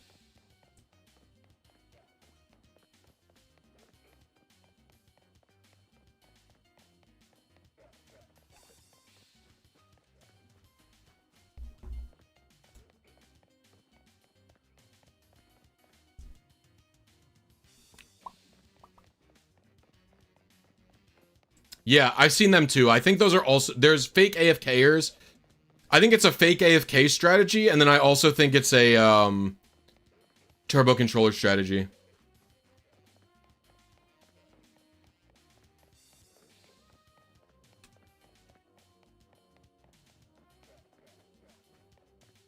The 1v1 meta in this game is so weird. I don't know. I don't know if I'm interested in trying it. It looks kind of like... I already consider the regular version of this kind of Mickey.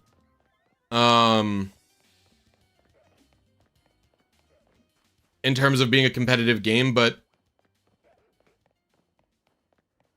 I don't know. The 1v1 seems really Mickey.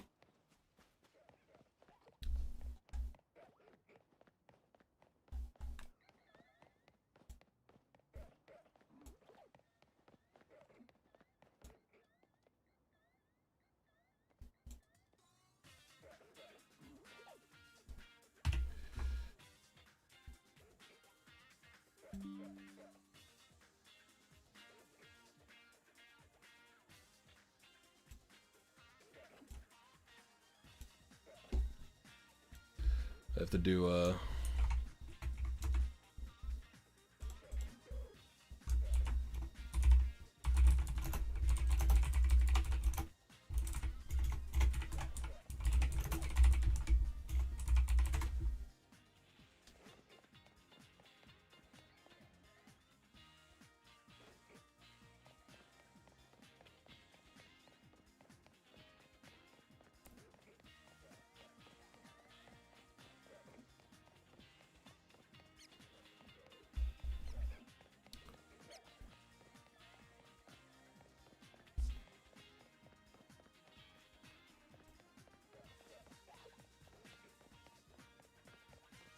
Yeah, I wish that there was different battle options.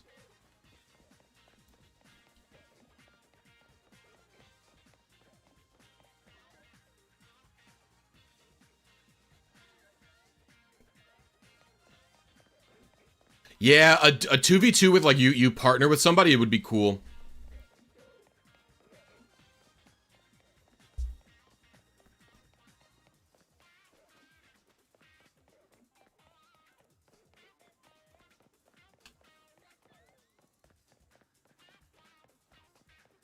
Yeah, 2v2 suddenly street map is good. I think there's a good world where doubles is, like, cool. The way doubles would have to work is that self-buff moves cannot target, like, so I think that doubles would be cool. You can target your ally. I feel like self-buff moves targeting allies is bad. Like, imagine you can both light screen off each other. That doesn't seem healthy. But you should be vulnerable to damage from your allies' attacks, right? And then I do think healing moves should be able to work on allies as well. So, like, if you cast Wish, you could cast Wish on your teammate's Pokemon rather than yourself. It's just Swords Dance Light Screen should only be castable on enemies. But that's too clunky, probably.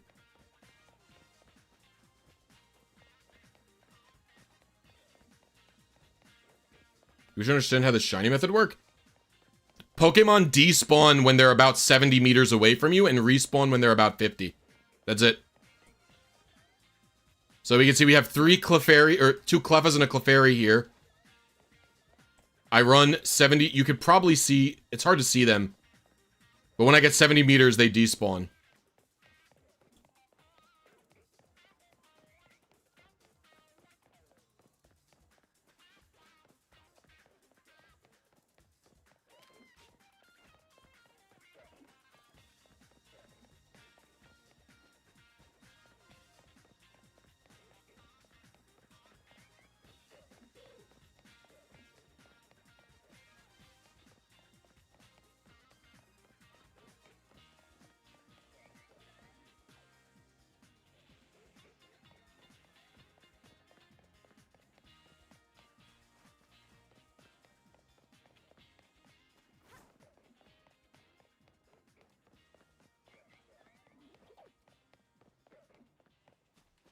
How did my short end up doing from yesterday? I did a short on no bottle caps. Oof, not too great.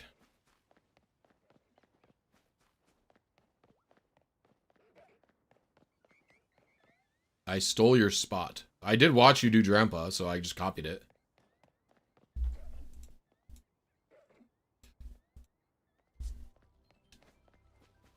I was like, oh, he did Drampa. I'll just do this.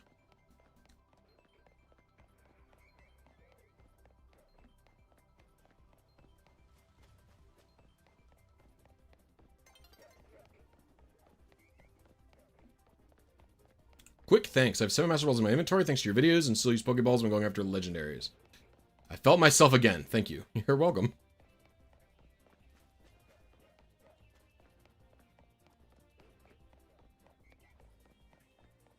Yeah, I could keep going like this if I wanted to be perfectly fast.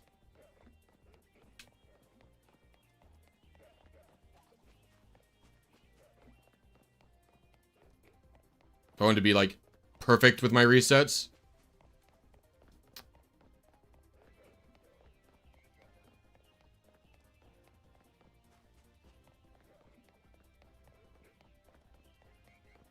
But the thing is, I'm very check-pilled. A lot of people are like, just do this and don't check for a really long time. And it's like, alright, fucking dorks. I'd rather check.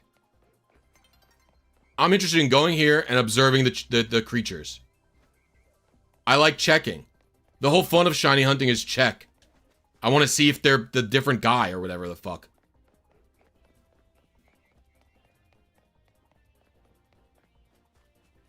Here, I'll be like Nick. Right? It's so Bob to not check. You're all Bobs if you're not checking. Anyone I don't like is Bob.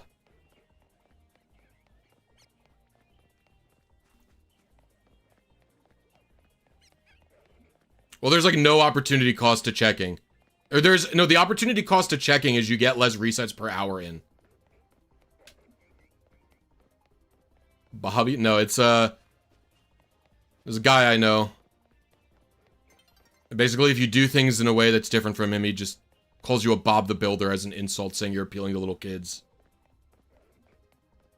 Now, there's no logic to it.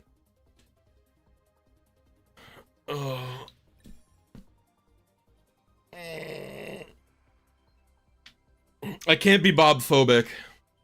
Will I hear the shiny sound from there? No. Okay, we'll do a check. I love doing daytime check. You never hear a shiny if it's in the zone and you're not in the zone, I thought.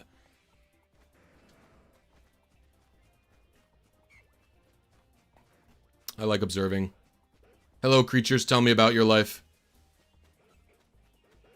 Where's Soup? Oh, there he is.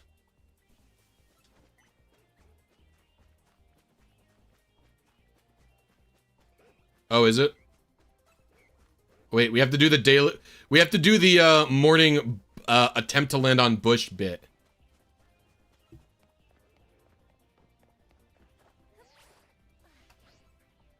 Dang! Oh, that was close!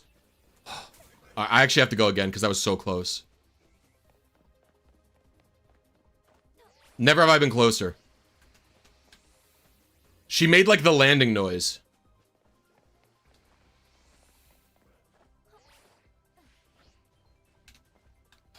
Okay, one more.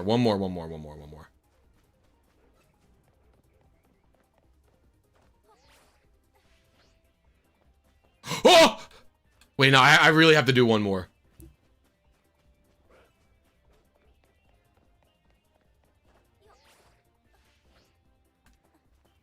This is so doable. I was actually a doubter until this exact moment. Alright, I'm stopping. I'm actually obsessed.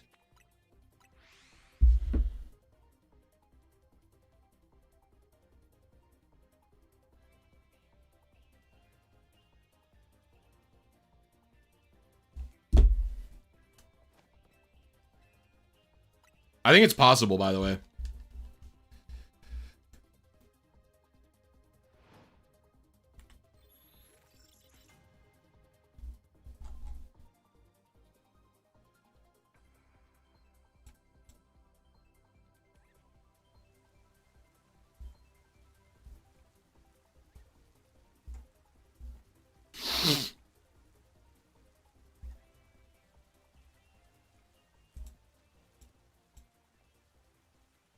Okay. Norm, different music.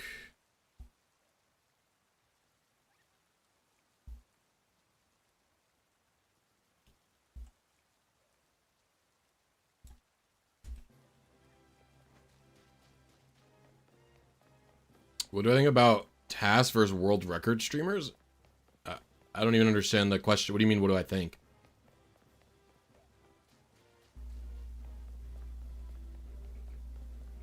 I don't really watch anybody do any speedruns. The only speedrunner I watch is Sparkle on Twitch. They speedrun Coliseum.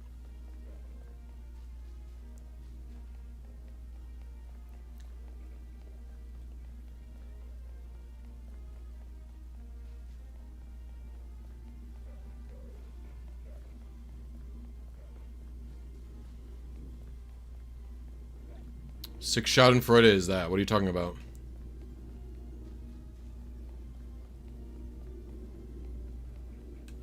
Oh. I was thinking about doing a Coliseum playthrough again.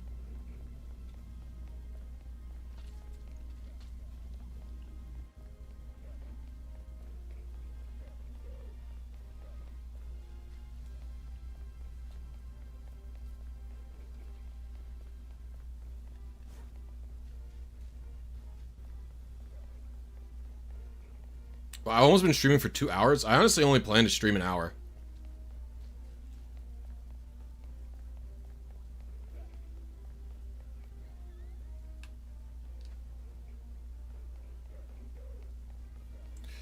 I guess I'll go till 2 and then I'll stop.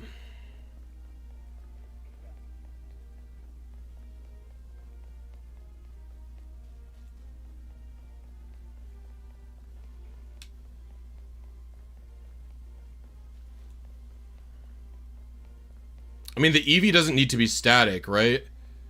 If you're just despawning the potential Eevee spawner, then you could do it. But also you could force, like, you could do the spawner overload thing to make there be, like, every Pokemon that can spawn there will spawn there, and therefore there's always an Eevee available to reset for.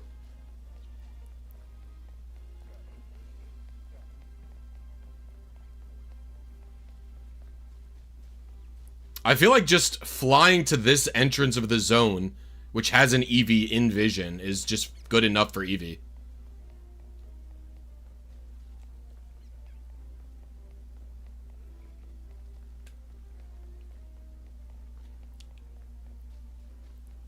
Like, yeah, sometimes you won't get the Eevee to spawn, but it's there most of the time.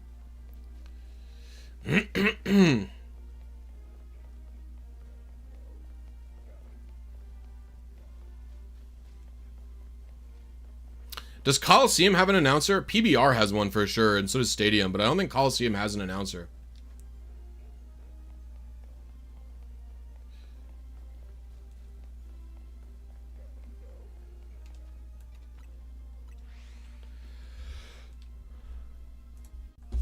We're gonna go check this way, just to change up the pace.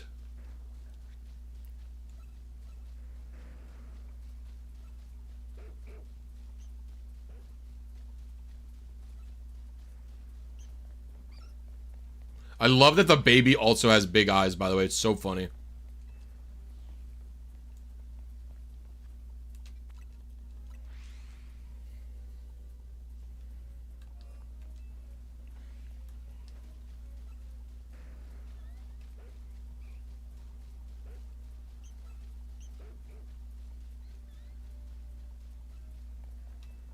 I do not think Champions will have an announcer.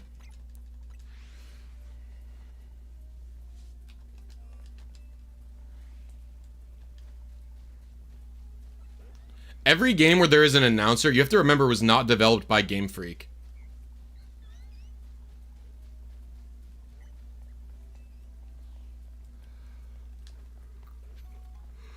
Game Freak did not make Pokemon Stadium. They did not make Pokemon Coliseum. They did not make Pokemon Battle Revolution. Did I change my... How did my thing change? What?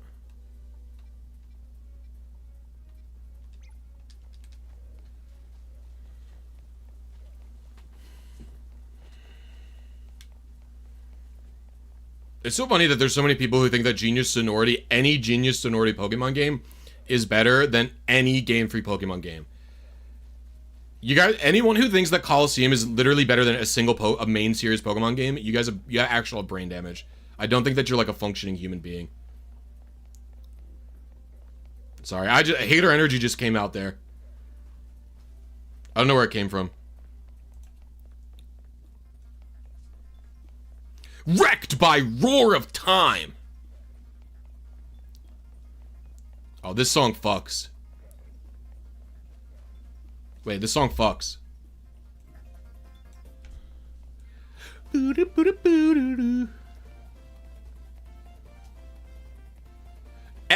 feels like...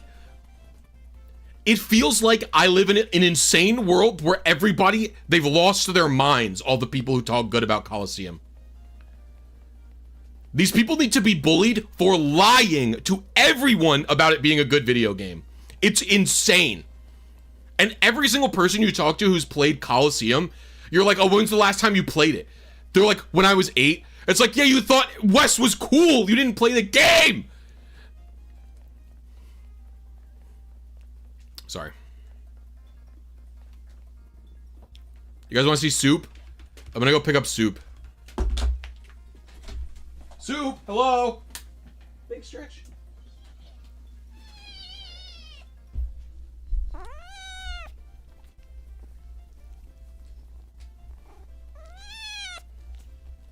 Hi, Soup.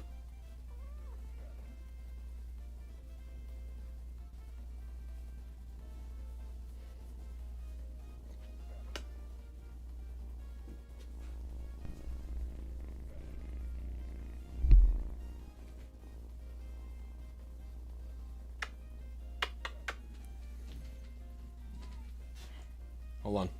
Be right back.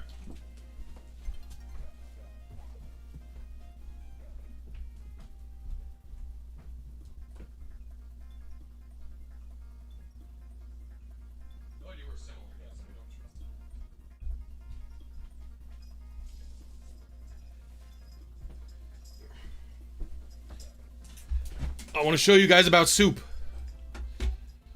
This is my new kitten, Soup. Observe him. He's cute.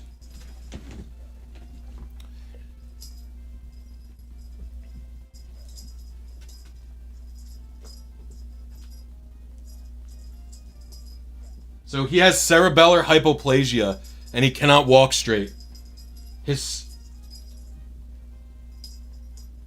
part of his brain does not get fully developed, and that it's the part that controls coordination and balance.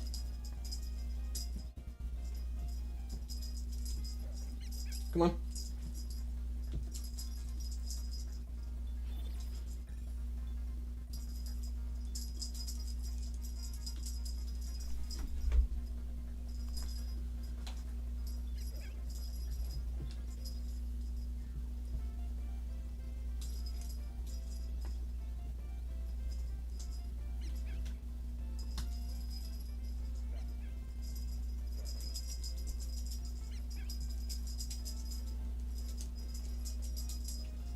No, he's named Soup because the adoption place had his name as a superstore, and we were like, "What the?"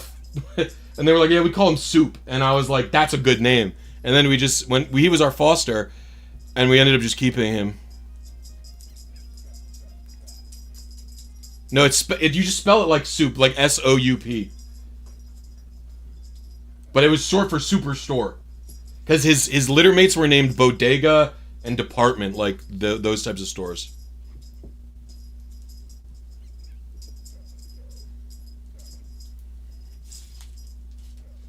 Hi, buddy. That's enough for now.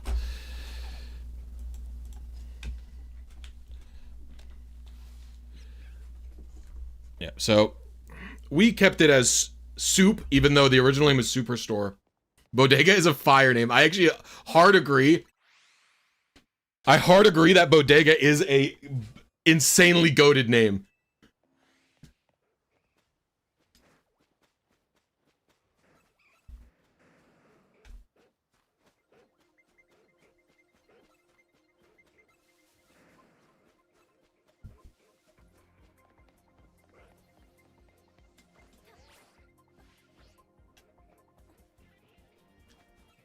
Call him Bo for short too? No. So, the litter of kittens that... Bo's not bad. But, so like, his full name is Potato Soup. Because the litter of kittens we fostered at the time were all named after potatoes. So there was Hash Brown, Tater Tot, and Poutine. Or Poutine, depending on your persuasion. And, when... He wasn't part of their litter, but we took him in because he was a solo foster who they thought should be with a group of kittens. And they were like, we call him Soup, and I was like, let's kind of like low-key change his name to Soup. Let's like low-key change his name to Soup, and they were like, what kind of soup? And we were like, potato soup, because the other kittens are potatoes. And so his name is... If we want to do a B scenario, his name is Bo-tato Soup.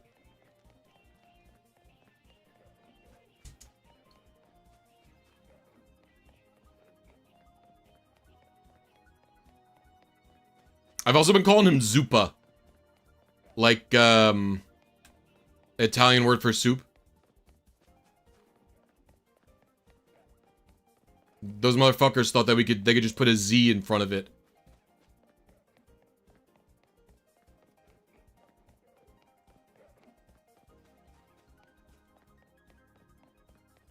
Thought we wouldn't notice. They just copied our shit.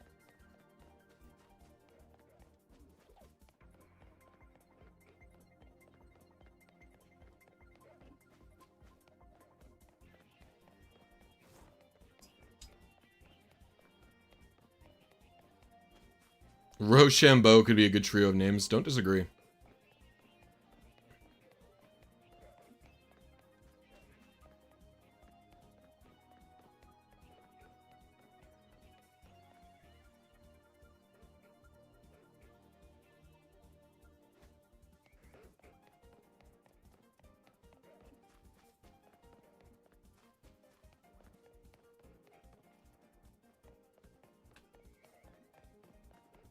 Check pillars rise up.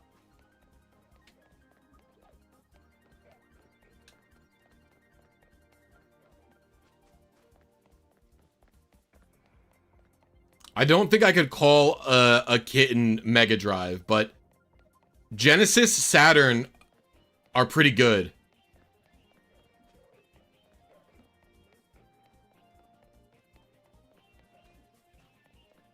No, it's not. I showed this before. I could show it off again if people are interested, but there's like an obvious, like the easiest way. I'll just do it right now. Why not? Fuck it, right? If you didn't see this earlier, here's the best way to farm for non-shiny excesses. Right? You just run in. Let's say I wanted to farm for excess Clefairies.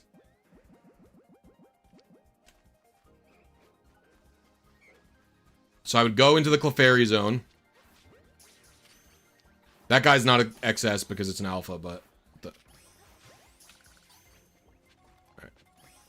So we got 3 Pokemon. Let's check if they're excess. What the... You can't check summary if you're in a battle? That's so weird. What?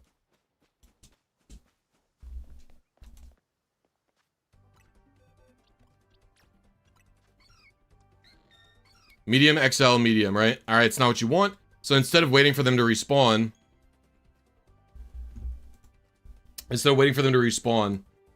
you just go back to the main menu, hit up, B, and X, and load from a backup data. And every time you fly, backup data is created. So you'll now be respawned... you'll now be respawned back to before the, Pokemon were caught. And so you don't have to wait the 3-minute, the typical 3-minute requisite, right? You can see they're back. They're all different. It's a Clefairy. That wasn't there before. They were 2 Clefas. So.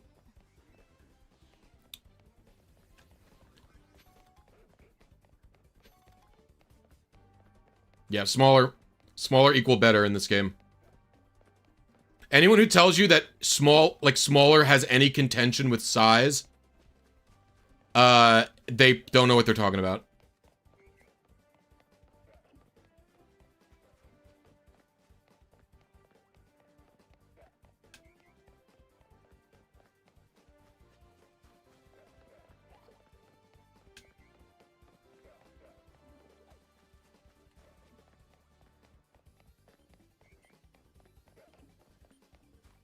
This song also fucks.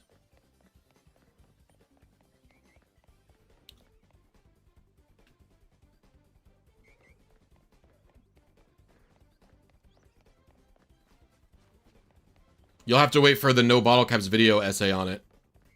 But let's just say you've maybe been misled to thinking that it does.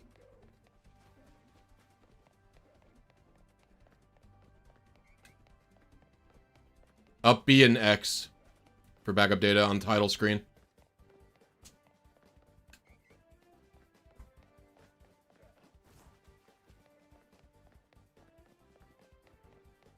The people who've done the checking were extremely lazy, basically. They were not thorough. Bam! Wrong, SRK. You've been misinfoed. You have been misinfoed.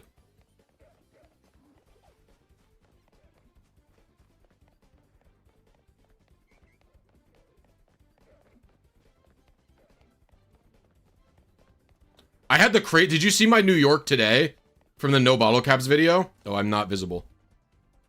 Do you guys want to see the craziest fucking commissioner call from the latest No Bottle Caps? It was so unbelievable, bro.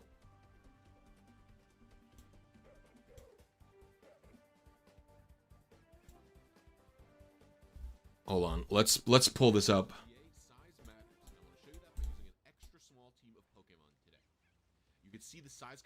Let me. We're gonna get the infinite loop.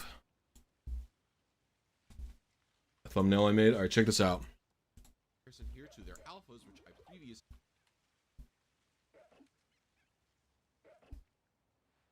Okay, check this out. Well, yo, I'll take that. We'll go for the ice beam here. They're gonna have to swap if they want to avoid this. They did not want to avoid it. We'll do a plus.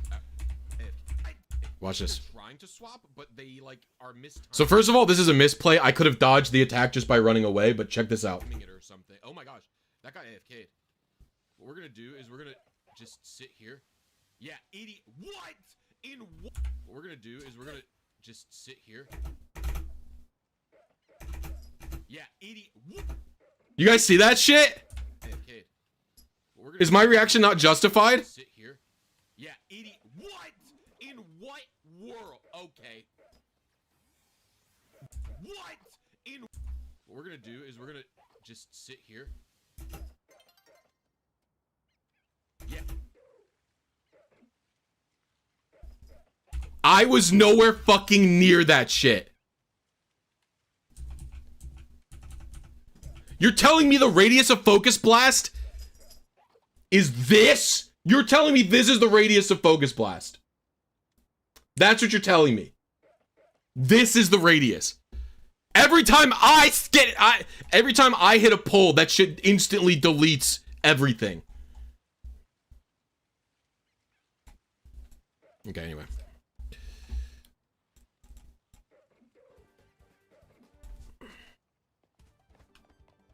No, I think that's some scam shit. I think I was scammed. Let it be known. You'll never convince me I wasn't scammed. I'll absolutely die on this hill.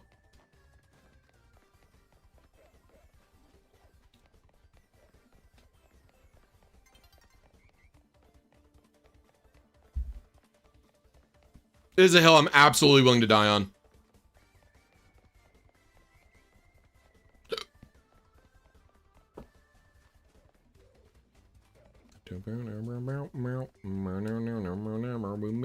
Boing bing.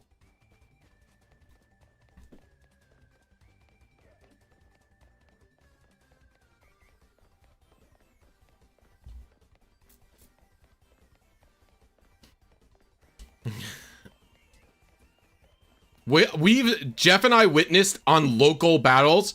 Was that like 5 or 7 seconds or something like that? It was literally a 7-second delay on a battle between two switches that were literally like 4 feet from each other.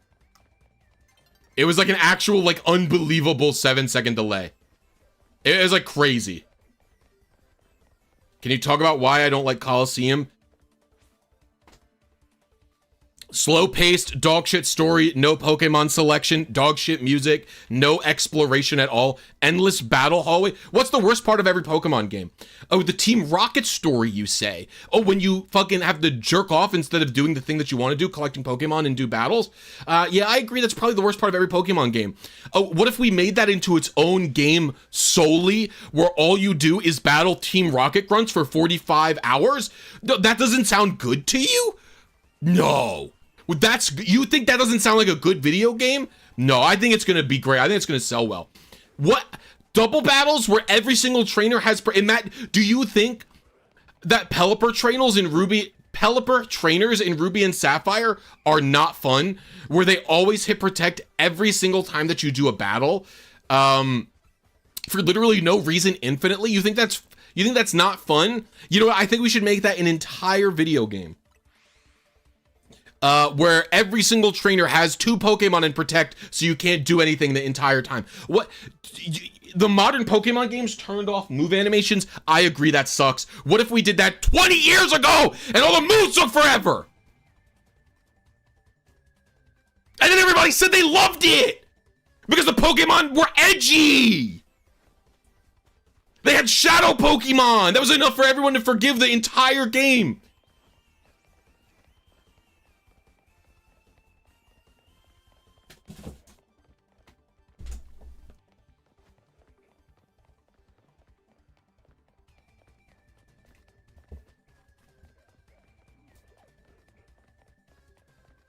Oh yeah, what if to transfer Pokemon in and out of the game, you know what everybody loves? Do you know what everybody loves about Fire Red and Leaf Green? It's that you have to do a 4-hour side quest to trade Pokemon with Ruby, Sapphire, and Emerald. You know, we should just make it so that if you want to trade Pokemon, it takes you 35 hours. 35 hours if you want to trade Pokemon. What? What's that? Oh, you want to use the Pokemon you caught and level them up and train them? Sorry, you have to purify them, which takes 10 hours.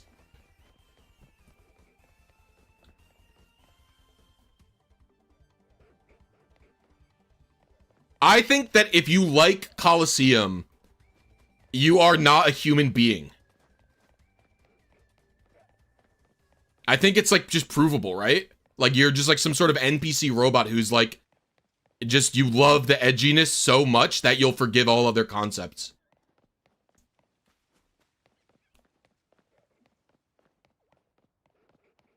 The Coliseum bonus disc, which gives you a Jirachi that can only have dog shit stats and 7 of them are shiny. What a great invention! You're right, it's such a good bonus disc. And nobody can get it? It costs $8,000 now because of collectors? It's so great! Good bonus, Jirachi, I can get it. I can get Jirachi, and the best stats it could have are 20 attack? No, that's great, dude. You're right, that saves the game.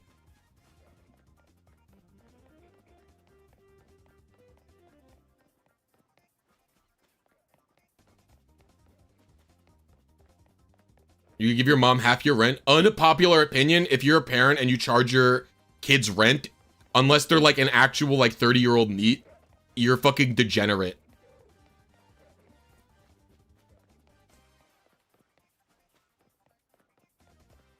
Crashing out over an N64 game? It's a GameCube game. You dumb fuck. Stupid idiot. Sorry. Oh, you'd be helping her. Okay, I see. Fair enough. That's valid. If you're just being a good child.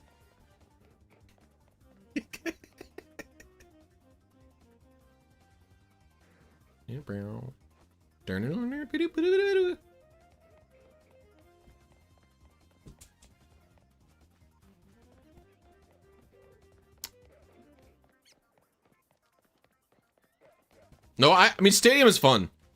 Stadium has minigames, which actually saves it. Stadium's challenges are also kind of difficult, but they're like framed in a way that it's not frustrating, right?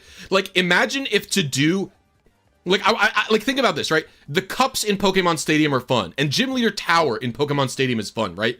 Imagine if to beat Gym Leader Tower in Pokemon Stadium 1 or 2, instead of just having to go from battle to battle to battle and like plan your team and strategize, and you could reset against the trainer if you lose, instead of that, imagine if they made you walk up a flight of stairs, and it took you 2 minutes every time between battles just to walk upstairs and then walk down the stairs to go to the Pokemon healing machine. Imagine, that's all Coliseum is. It's Pokemon Stadium, but you have to walk up a spiral staircase 2 minutes between each battle.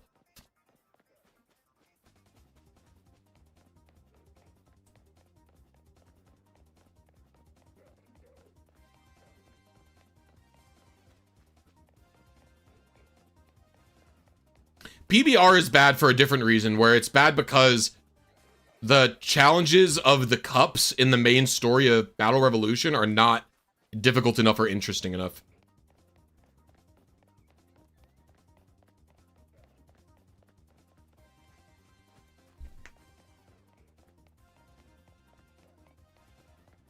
I thought it was like 2 Kangaskhan stacked on top of each other, but it wasn't.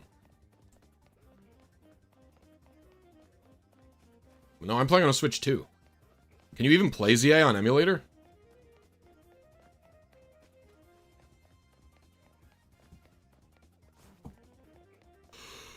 Okay. Ugh.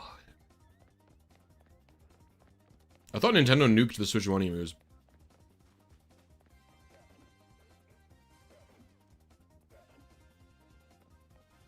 Wow, I just realized this game doesn't have analog movement. Isn't that crazy? It's literally binary movement. You're either going this speed or you're going this speed. And there's a run button. It's actually kind of cringe. Yep, that's the only reason anybody ever likes Coliseum, is because the intro was cool! And then they go around and they tell everyone it was the greatest Pokemon game ever made, and you're 24 and you finally have a GameCube for the first time and you boot it up, and it's just a complete piece of shit. And you're like, why has anyone ever said anything good about this game? And you ask around and everyone just says that they love it. And then when you ask them why, they just say it's because I played it as a kid!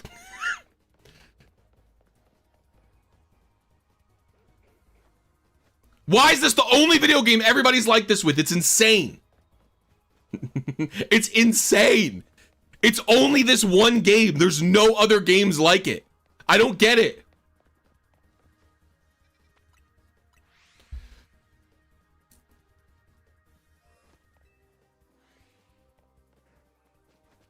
Nostalgia is a real thing. Ever heard of the concept? Yeah, but I'm not so fucking stupid that I can't, like, I can be nostalgic for games and say I loved that as a kid, and then follow it up with saying I tried to play it recently. Boy howdy, it stinks.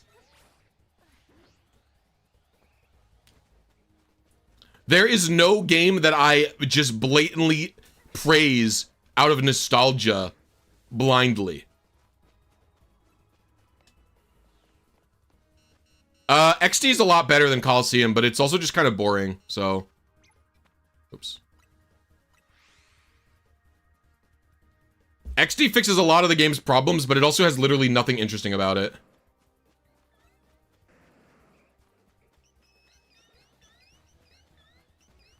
Alright. Black and White's really good. Black and White's one of the best Pokemon games ever made.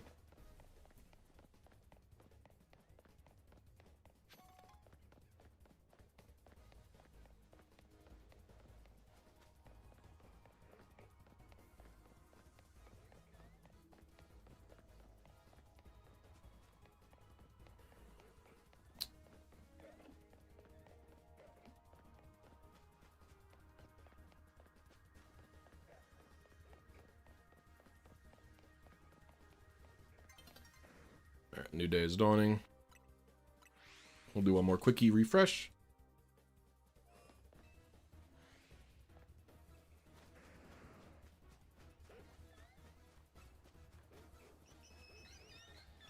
Hello, little idiots.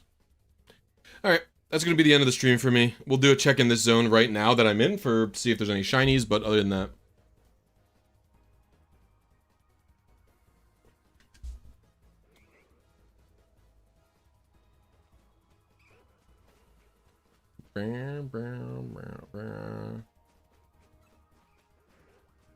Yep. Alright. See you later, everybody. I'll be back with a stream tomorrow. It might be Gen 3 RNG Manip, or it might be ranked. We'll see.